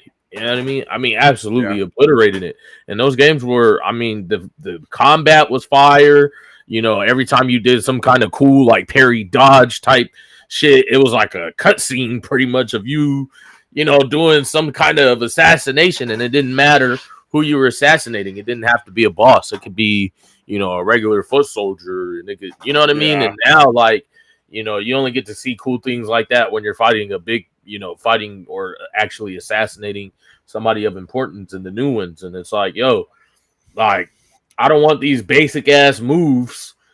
You know what I mean? Especially because of all the development from over all the combat that went on with all the other Assassin's Creeds. It's like, come on, G. You know what I mean? Even when they pulled bruh out of the machine and you got to play as the actual guy that was going in the machine. Those combats were fire, you know, and then he's learning what he's seen in the, you know, it's like, come on, man, like you guys are killing me here. Like, come on, G, like that's Assassin's Creed. Yeah. That other shit that we're getting, it's like, come on, G, I don't even know what this is anymore. And yeah, like you said, every year we're getting a new developed AC. And I don't know if that comes just from, you know, getting money and they think they can just keep pushing them out faster and faster or whatever the case may be, but AC is definitely not the strat anymore. Yeah, I agree. It's about time for them to go on and move on to the next thing that needs to be created, or just create the new AC altogether, you know? Mm-hmm. There's a lot of time periods and a lot of stuff that we haven't seen that we could see, and it's just like, why haven't we saw that type of stuff? Just, we're holding ourselves back, AC. Definitely, they definitely have room for growth, especially with the setback that they've had. Exactly. But what is our last thing on the docket before we move to our next segment and whatnot? Yo, so the last thing on the docket, we have the new MetaQuest Pro and Meta's new premium VR headset. Yeah, so this VR headset is actually like an augmented reality type of headset. So it's like it takes what you see and then puts the virtual reality over what you're actually looking at. So like as an example, you'd be able to play Pokemon Go for real and like really be outside and see the actual Pokemon that you're catching, but it actually still look like, your neighborhood and all that shit. Yeah. So I think that's pretty dope. I think it's a dub. I think these are some of the first augmented reality headset glasses that have been like successfully created and marketed as at this point. But it is Meta, so we don't know what could happen with that. Meta is Meta at the end of the day. Right. But hey, I think this is dope, and I'm surprised that we haven't moved a little bit closer towards VR as a society with gaming, like as a gaming society. Like it's kind of been wild. Man, we just barely all started getting PCs, man. Yeah. I mean, we're definitely well far behind for the Oculus, like right. But I'm just saying, like, even when the Oculus came out, the pricing of it, you know what I mean, definitely plays a factor. And then people are more geared towards the console feel still, and that's what PC provides. For the people just coming off of console, it still provides that console feel, but it gives you the start to the metaverse. You know what I mean? It gives you that. It definitely does give metaverse vibes, but it also gives you console vibes still. And there's not really a lot of games that people are coming from console coming into PC that they're trying to experience that are metaverse vibes. You know what I mean? I mean, like RP has been a thing since GTA. I think like their first or second year in RP, was starting to finally catch traction. But RP has been a thing since the game came out. Doing different servers and doing different, things like that. What do you call it? Like how you said with the Spider-Man game, being able to do different modifications, things like that with PC. PC is where things now start to make sense. Okay, now I got to get, into VR because there's now VR chat is now blowing up on Steam. And you're not really playing VR on your PC. You know what I mean? Like that's not virtual reality really, because you're not using the glasses. You know what I mean? It's just giving you the VR vibe. That's what PC is bringing to you. So once VR is a little bit more stable, and I think when they bring it down to be a little bit more affordable, affordable economically, people will then begin to catch on to the wave of it. But because of how advanced it is, That's what makes it very difficult to bring it down to be affordable. So once they develop, like what they did with PCs and their processors, processors used to be expensive to make, but now they've made processors to where they're faster. They, have they now have the little chip for the core processors to be able to actually process things at a higher rate, and it doesn't cost as much money to develop that. It doesn't cost as now, instead of only putting out, 3 million processors a year, now they can put out 20. That's true. That's true. So hopefully we do get closer to that point of being able to see everything become more affordable for everybody. And I know they have crazy attachments and devices now too, where you can have like damn near a whole treadmill in your house, but it's for the VR game. So when you walk around, you're actually walking around and just stuff along the lines of that. I think that would definitely be a vibe. I've seen some people have stuff like that on TikTok and just different things where they're playing a game and they're literally running and they have like the little jogging thing under their feet moving around and giving you the Wii U vibes. Like bro was like swimming in water and the shit was literally holding him in the air. Like there was like a string attached to his harness and he was like literally in the air, like swimming around and moving and like shooting. And it was just insane. It was insane. Yeah, that's fire. Yeah. And I just hope we get to see like more stuff like that. Like very inventive. Commonly, I guess you could say. Yeah. Yeah, very inventive. And it will be more common. It will be. It's just having to entice the masses into it. I agree. Well, that was our last thing for our This Week in Gaming. I think just because this was our first one, it took a little longer than we expected. You feel me? We'll probably break that down to like a top 5 things in gaming that happened this week rather than a 10. But it was definitely a vibe nonetheless, talking about all the different news that was going on. Right. But going over to some community news, Vito, I believe there was a tournament today, right? There was a tournament indeed, So we had Unknown Beauty, who has been succeeding in my eyes in the comm. She's been doing a lot of great things in the comm. She and Philosophies have hosted a tournament today of a $1,000 prize pool.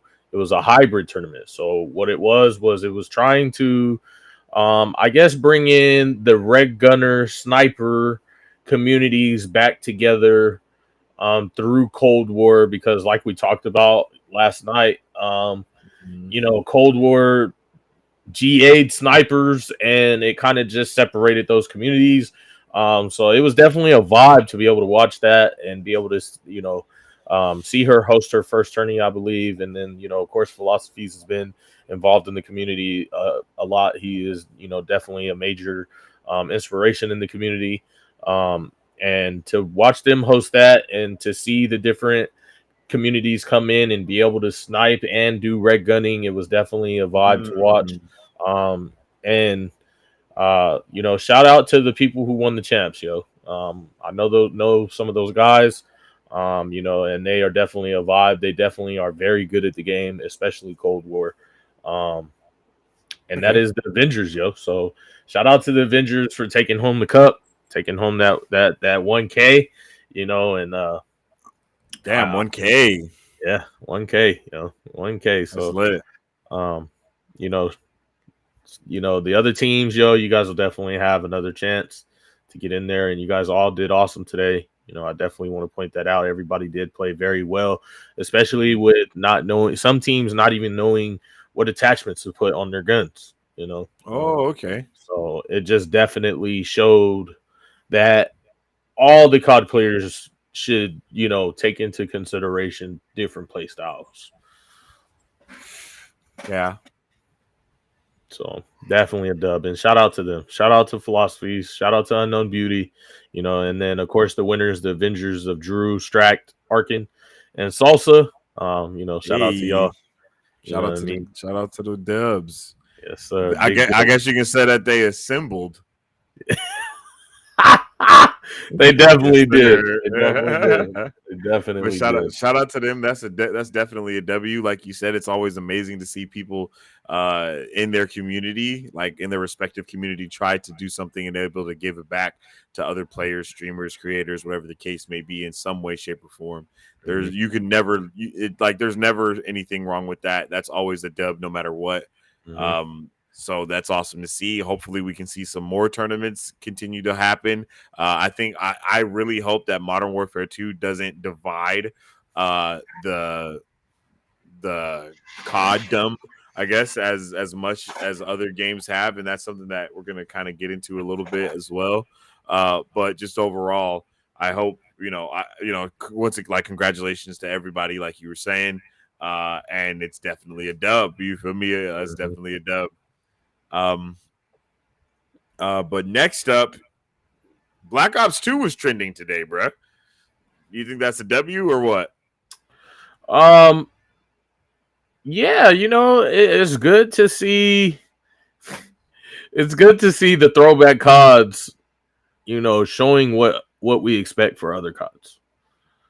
I'm definitely going to just say that. The fact that people still want to get on the throwback CODs and play. And now there's a server service for Black Ops 2 that's called Pluto. And I think it does multiple old gen CODs. It's a dub to see old gen CODs come to life again and kind of just remind, I guess, just kind of remind the developers to these are the things that we want, so again, listen to your community, man. That has definitely been community. Something that a reoccurring thing on today's episode. Is listen to your communities. Yes, definitely listen to your community. It's how you're gonna win. It's how you're gonna succeed. Even after you've succeeded, it's how you continue to succeed. Quit. What I can say is quit, taking the money and running. No, yeah, that's a fact, though. That's definitely something that we've been seeing happen, unfortunately, within these communities and with the developers and just all these different things. And that's definitely not something good, because you want to reward your fans and players, not make them pay for something, I guess, or I can't think of what the exact word is, but that. right. But yeah, hopefully we do get to see those vibes of Black Ops 2 come back in some way, shape, or form. I think the vibes of every COD need to somehow be. I don't know how how it would be possible, but if they could somehow blend all the CODs together in one game, I think that would be the best thing to do. You know what I mean? Just give a little bit of everything. Look, from what I heard, they're supposed to be trying to do that with Advanced Warfare 2. I didn't want to talk about it because I haven't seen Modern Warfare 2 yet, but I mean, it's the topic of discussion. Yeah. You know what I mean? And it sucks that we're talking about a game that we're not going to see for 2 years. That's facts. We haven't even let the new one come out yet. Yeah. Let the new one come out first. No. Yeah, but like we were even saying with that, Modern Warfare 2 is definitely a make it or break it COD, right? Like that is the hey, if this isn't an A1 game, a lot of people are going to be leaving the community, like just period. That's just what it is. And there's no other way to look at it, and there's really no one else to blame at that point other than COD. And then by the time Advanced Warfare 2 does come out in about 2 to 3 years or whatever, people might not even want to pick up the sticks for it. That's true. So, all I know is I'm supposed to be 30, man. I might be retired. It's going to be really interesting to see what goes on with the comm and with the players and how everyone's just going to be feeling about the future of COD in general. Yeah. But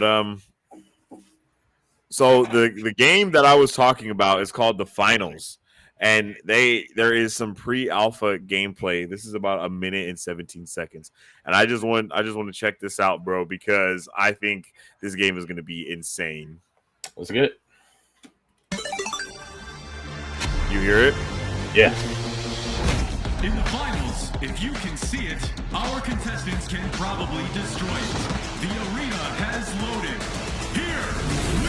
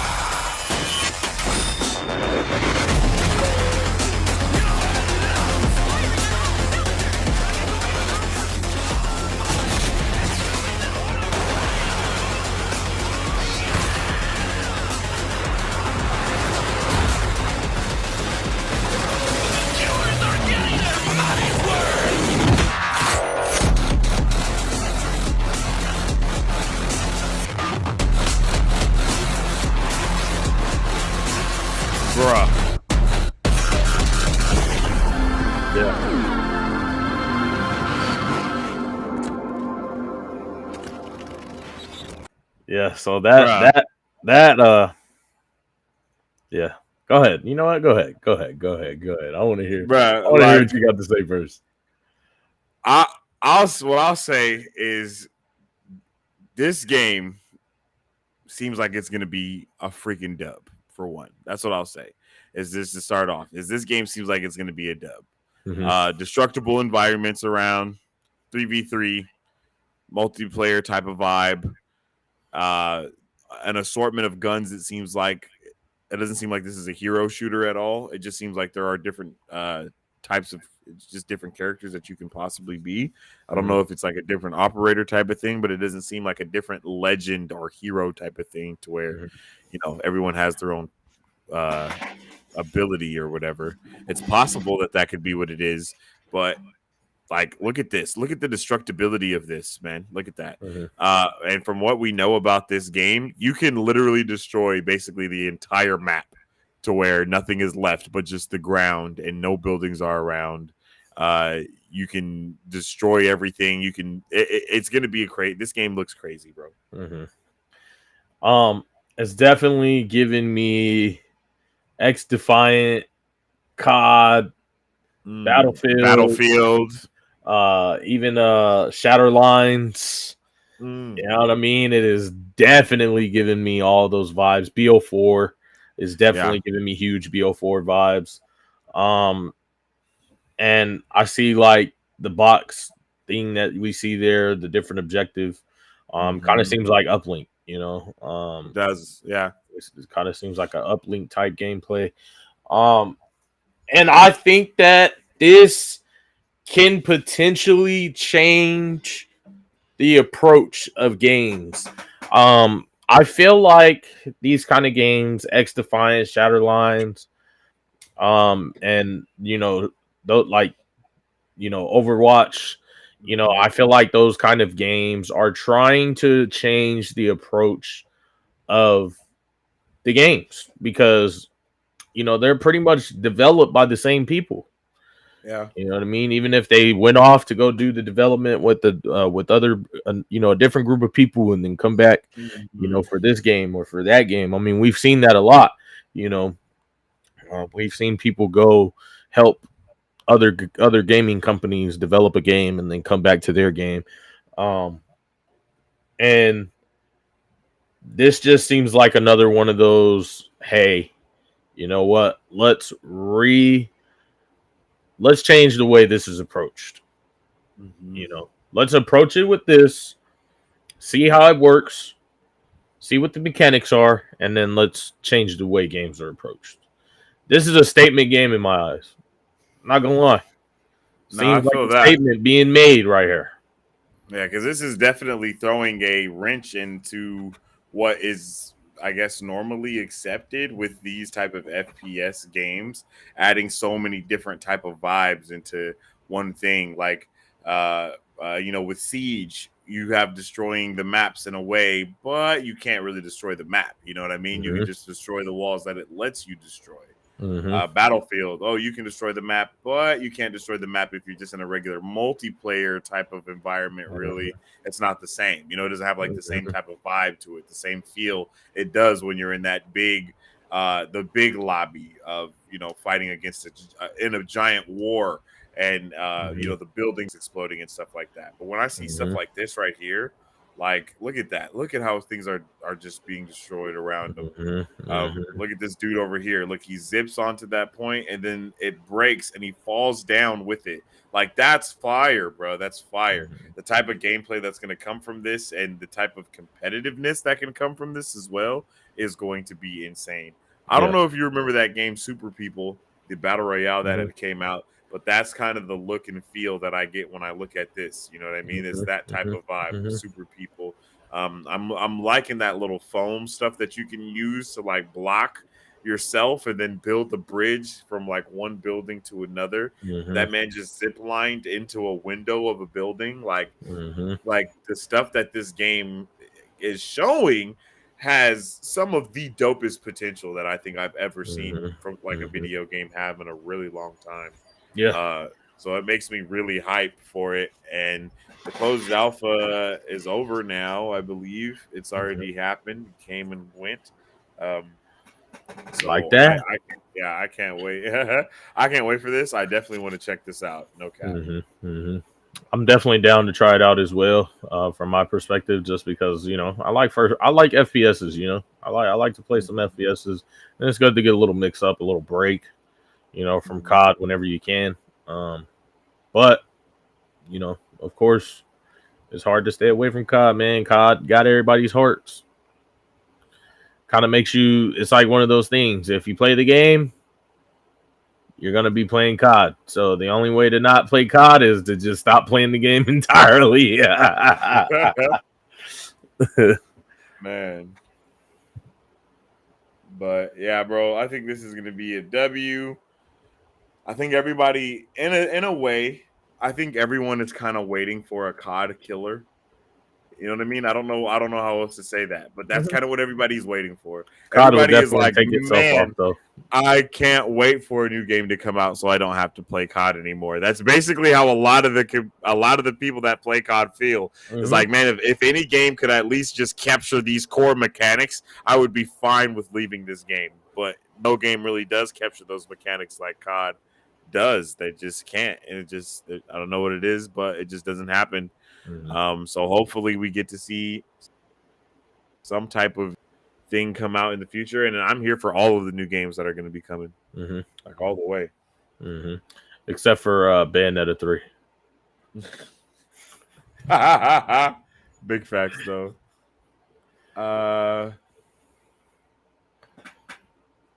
Okay, here we go. Let's get it in with. I don't even know where the trailer is. Let's see. The first descent that bro was talking about. I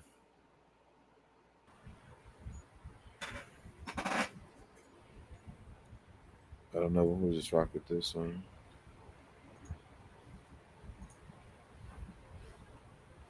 All right.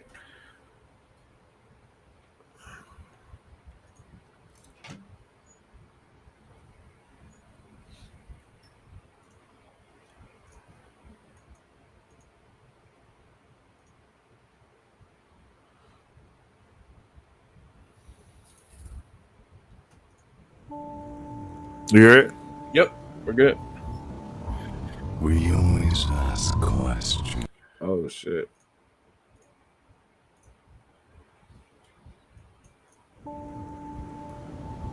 We always ask questions. What is it that actually exists? Where does the origin come from? Where are we headed to? In the end, if you feel confused, just reload your gun. Oh, what the fuck? That was fire.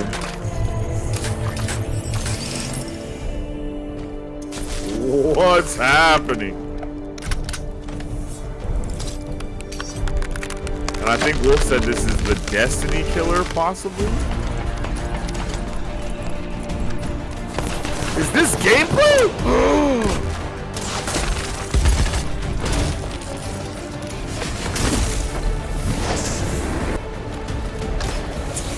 Oh shit! Oh my god! What the hell?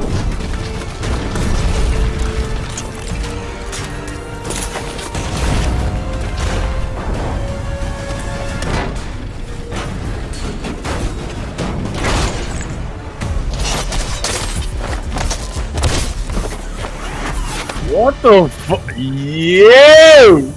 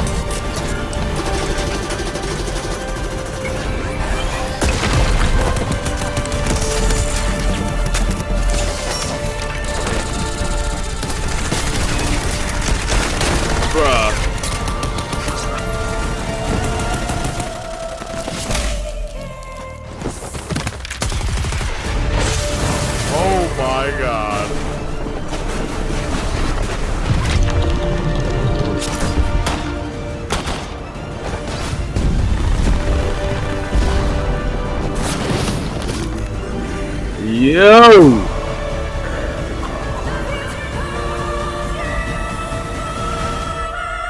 Oh my god!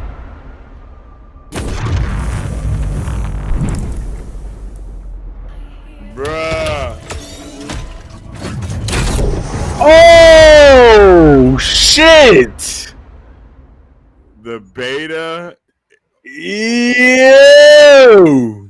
Yo, that was insane. That was insane, bruh. What the hell's going on right now? Ew! That was insane. Yo! That was crazy. That was like the hypest thing ever That we've right had there. all night. Yeah, that shit was hype right there. That was Whoa. insane, bro. Yeah, that was crazy hype. Holy Wolf crap. said, "You're welcome." Bro, yeah, that's insane. That bro. was fire. So, man, I'm a little bit mind blown and breathtaking, I guess. The first thing I'm gonna say about it is it's definitely giving me hero vibes. Hero vibes. What do you mean? Like hero character vibes. You know what I mean? Okay. The operators are definitely gonna have they're gonna have their ultimates. Abilities and They're stuff, gonna have their own abilities, and it looks like everybody does get the little swingy rope thing, though. You know what I mean? So that might be, that might be a vibe. But the ability of the speedster and the cloaker and just the strength, the hulky type, vibe, and then it looked like towards the end there that they kind of like combined together. I think I wasn't too sure, but the suit definitely did do some kind of transformation. He turned on like a rocket thing or something on his back. That shit was crazy. So, what's up with it, Renato? How you doing, brother? Love to see you, G. The creeper emo is insane. But of course, I think that's gonna be amazing. That looked amazing. The gameplay looked amazing. The cutscenes, of course, looked amazing. And it looks like you're going up against the army, so maybe we might get some PvP. That would be dope. There is a beta. The beta definitely must be bringing some PvP. Yeah. Yeah, the First Descendant is a free-to-play third-person cooperative action RPG shooter where you will inherit unknown powers as a descendant to defend humans from invaders. So like a PvPe type thing, a PvPVE type thing, yeah. Yeah, no, I'm vibing with that right there. It comes out this. I don't think there's any PvP though. I think it's just PvE. Oh, I'm down for that. I'm not gonna lie. This seems like it might for be a beta though. You think it would only be PvE? Yeah, of course. Yeah. Every game has betas, bro. No matter what it is. I don't know because he said Destiny. Destiny is definitely a PvPVE type of deal. Yeah, but from what I'm seeing from right here, it's not PvP at all. It's only PvE. Okay. That was definitely a vibe. How you feeling about that? I'm feeling pretty good about it. It gives me Warframe, Borderlands, Destiny, and what Anthem was supposed to be type of vibes all mixed together. You know what I mean? And I think that is a remedy for success, to be completely honest, bro. I think that this is going to be a complete dub, no cap. Like, I think this is going to be a complete dub of a game. I am all the way for not having PvP in every game. Like, for example, Marvel Avengers. That game is not a PvP type of game. It's a PvE type of game only. Right. And that's kind of the vibe that I got from this. You know, as long with Warframe is a PvE. I think that's PvE only. All that type of vibes is what I got from this. And the First Descendant, it just seems like a really dope ass name too.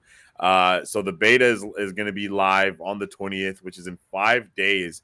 So hopefully I can get in there and test it out and see what. That's what I told her. About.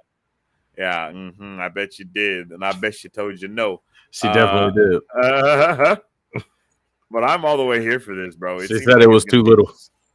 It seems like it's gonna be super fun, bro. It seems like it's gonna be a complete vibe for the whole way. I don't know about the whole way through, but it does seem like it'll be a vibe. The one thing that I like most about games like this is when you're able to create your own character, and it doesn't seem like you're gonna be able to do that at all. So which is okay. There's nothing wrong with that, but just being able to do stuff like that is always a plus. I feel like when you take that aspect out of it, it kind of lowers the grind for some people. But I think what they'll do is they'll probably allow some type of cosmetics, probably having different weapons or leveling up the weapons and having cosmetics for the weapons and stuff. I didn't see too much loot type of thing going on in here. No. So I don't know if this is going to be it definitely seemed like you said, like a leveling up type system. It definitely, like you said, like a Avengers type vibe. You know what I mean? You're going to be able to level up the characters, level up the guns, level up their abilities. Their abilities will turn to combos. You know what I mean? Type thing. Because you know, you got the speedster, you got the cloaker, you got the sniper. That's the strength guy, and then the tank assault, defense, support. Yep, exactly. So, just to capitalize on what you said, I think it's a dub, and hopefully we might be able to play that. That definitely looked like a vibe. And then of course it's a couple of days before Modern Warfare 2, so maybe we might be might be able to slide in that and check it out. It did say sign up, so hopefully we can get a code and get in there. I'm here for it, man. I really am. Hopefully it's as beautiful as it was looking as well. I'm here for it, bro. Let us know how you guys feel about the First Descendant. Wolf, do you have any other info on it or anything like that?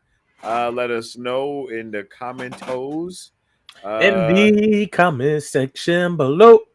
I think it's on the side for you guys though, huh? Yeah, in the chat or in the comments, whatever. If you're watching this on the replay, it's in the chat. Let us know. If you're watching this, if you're watching this on the replay, it's in the comment section. If you're watching this live, then it's in the chat. There we go. So whatever y'all at, let us know what it is. And Yeah.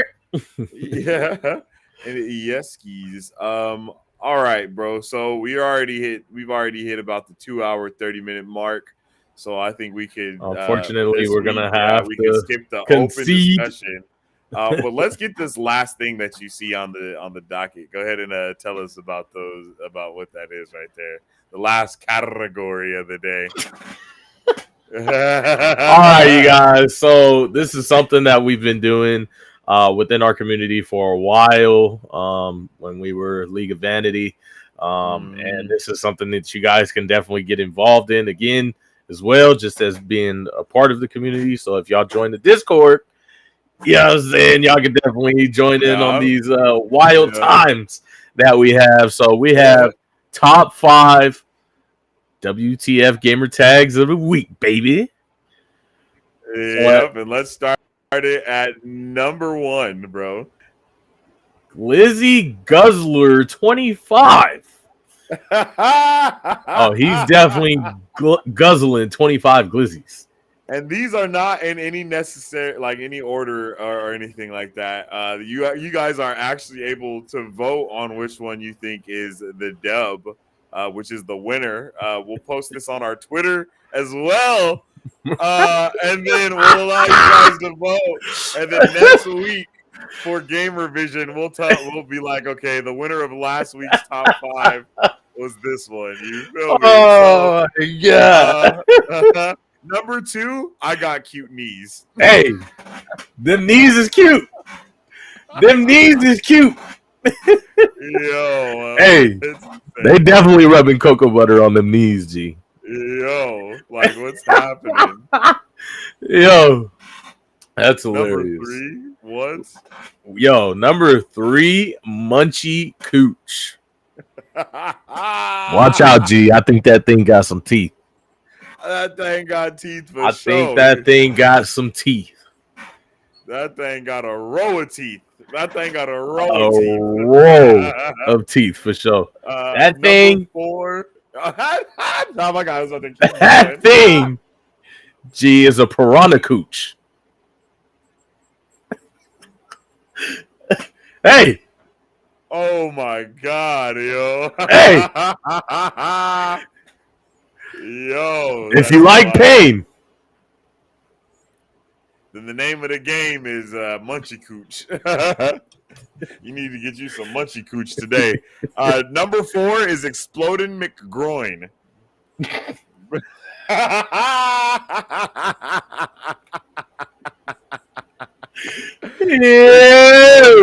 McGroin is crazy. That's insane. That's menace activities. I'm not gonna lie. That's definitely menace activities, brother. There's nothing else to say about that. Yo, and at number 5, we got your Grand Mass Bush 69. Your grandma's, bro. Come on. Oh, your grandma. Oh shit.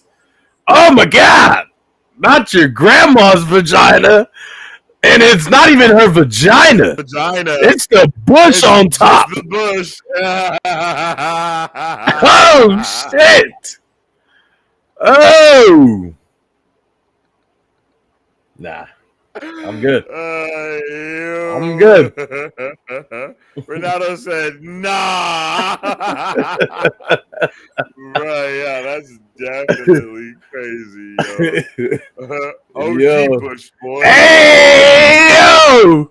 They said not the OG Kush, it's the OG Bush. You feel me? That's insane. Oh, yo, that's hilarious, That is hilarious. Exactly. Yo, that's hilarious. I think my vote does go to Munchie Cooch, though. I'm not gonna lie. Munchie Cooch? Yeah, I think Munchie That's what your Cooch. vote's going for? I think that's my vote. Put the number for what you guys vote for in the comment section or in the chat down below. Let us know what number for the top 5 what the gamer tags of the week that you guys are choosing. I think I'm gonna go for number 5, your grandma's Bush 69, bro. That's definitely insane, bro. That is very insane. menace. I'm not gonna lie. Like, bro, your grandma's Bush 69 is just menace activities all the way, bro. Like Menace. there's nothing else but menace activities Menace. there, bro. Hey, but that Wolfie coochie said munching 3. too, though. That's facts. Wolfie said 3, so he's going with the munchy cooch as well. And then Nato said 5, so he's also going with Yo, your with the grandma's creeper bush, face, right? G. Hey, Of he course love him it's some the OG creeper vagina. face. I'm not gonna lie. The OG Bush is crazy. OG Bush, and we ain't talking about George. So with all that being said,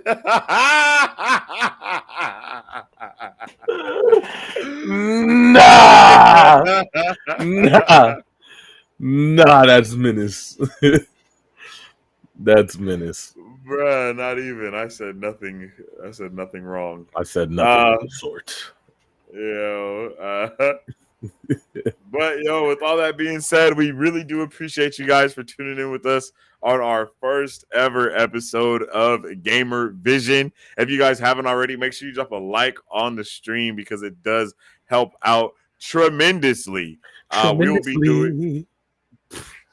will be doing this weekly. So every Saturday at 7 p.m., you guys will be able to tune in with us on GamerVision when we will talk about, just the news of the past week and all that good stuff.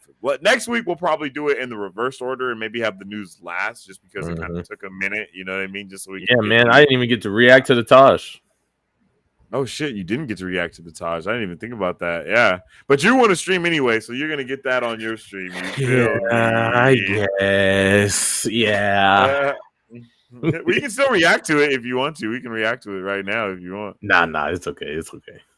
Yeah, that's what I thought. So shut your mouth then. Mwah. So anyway, mwah to you too.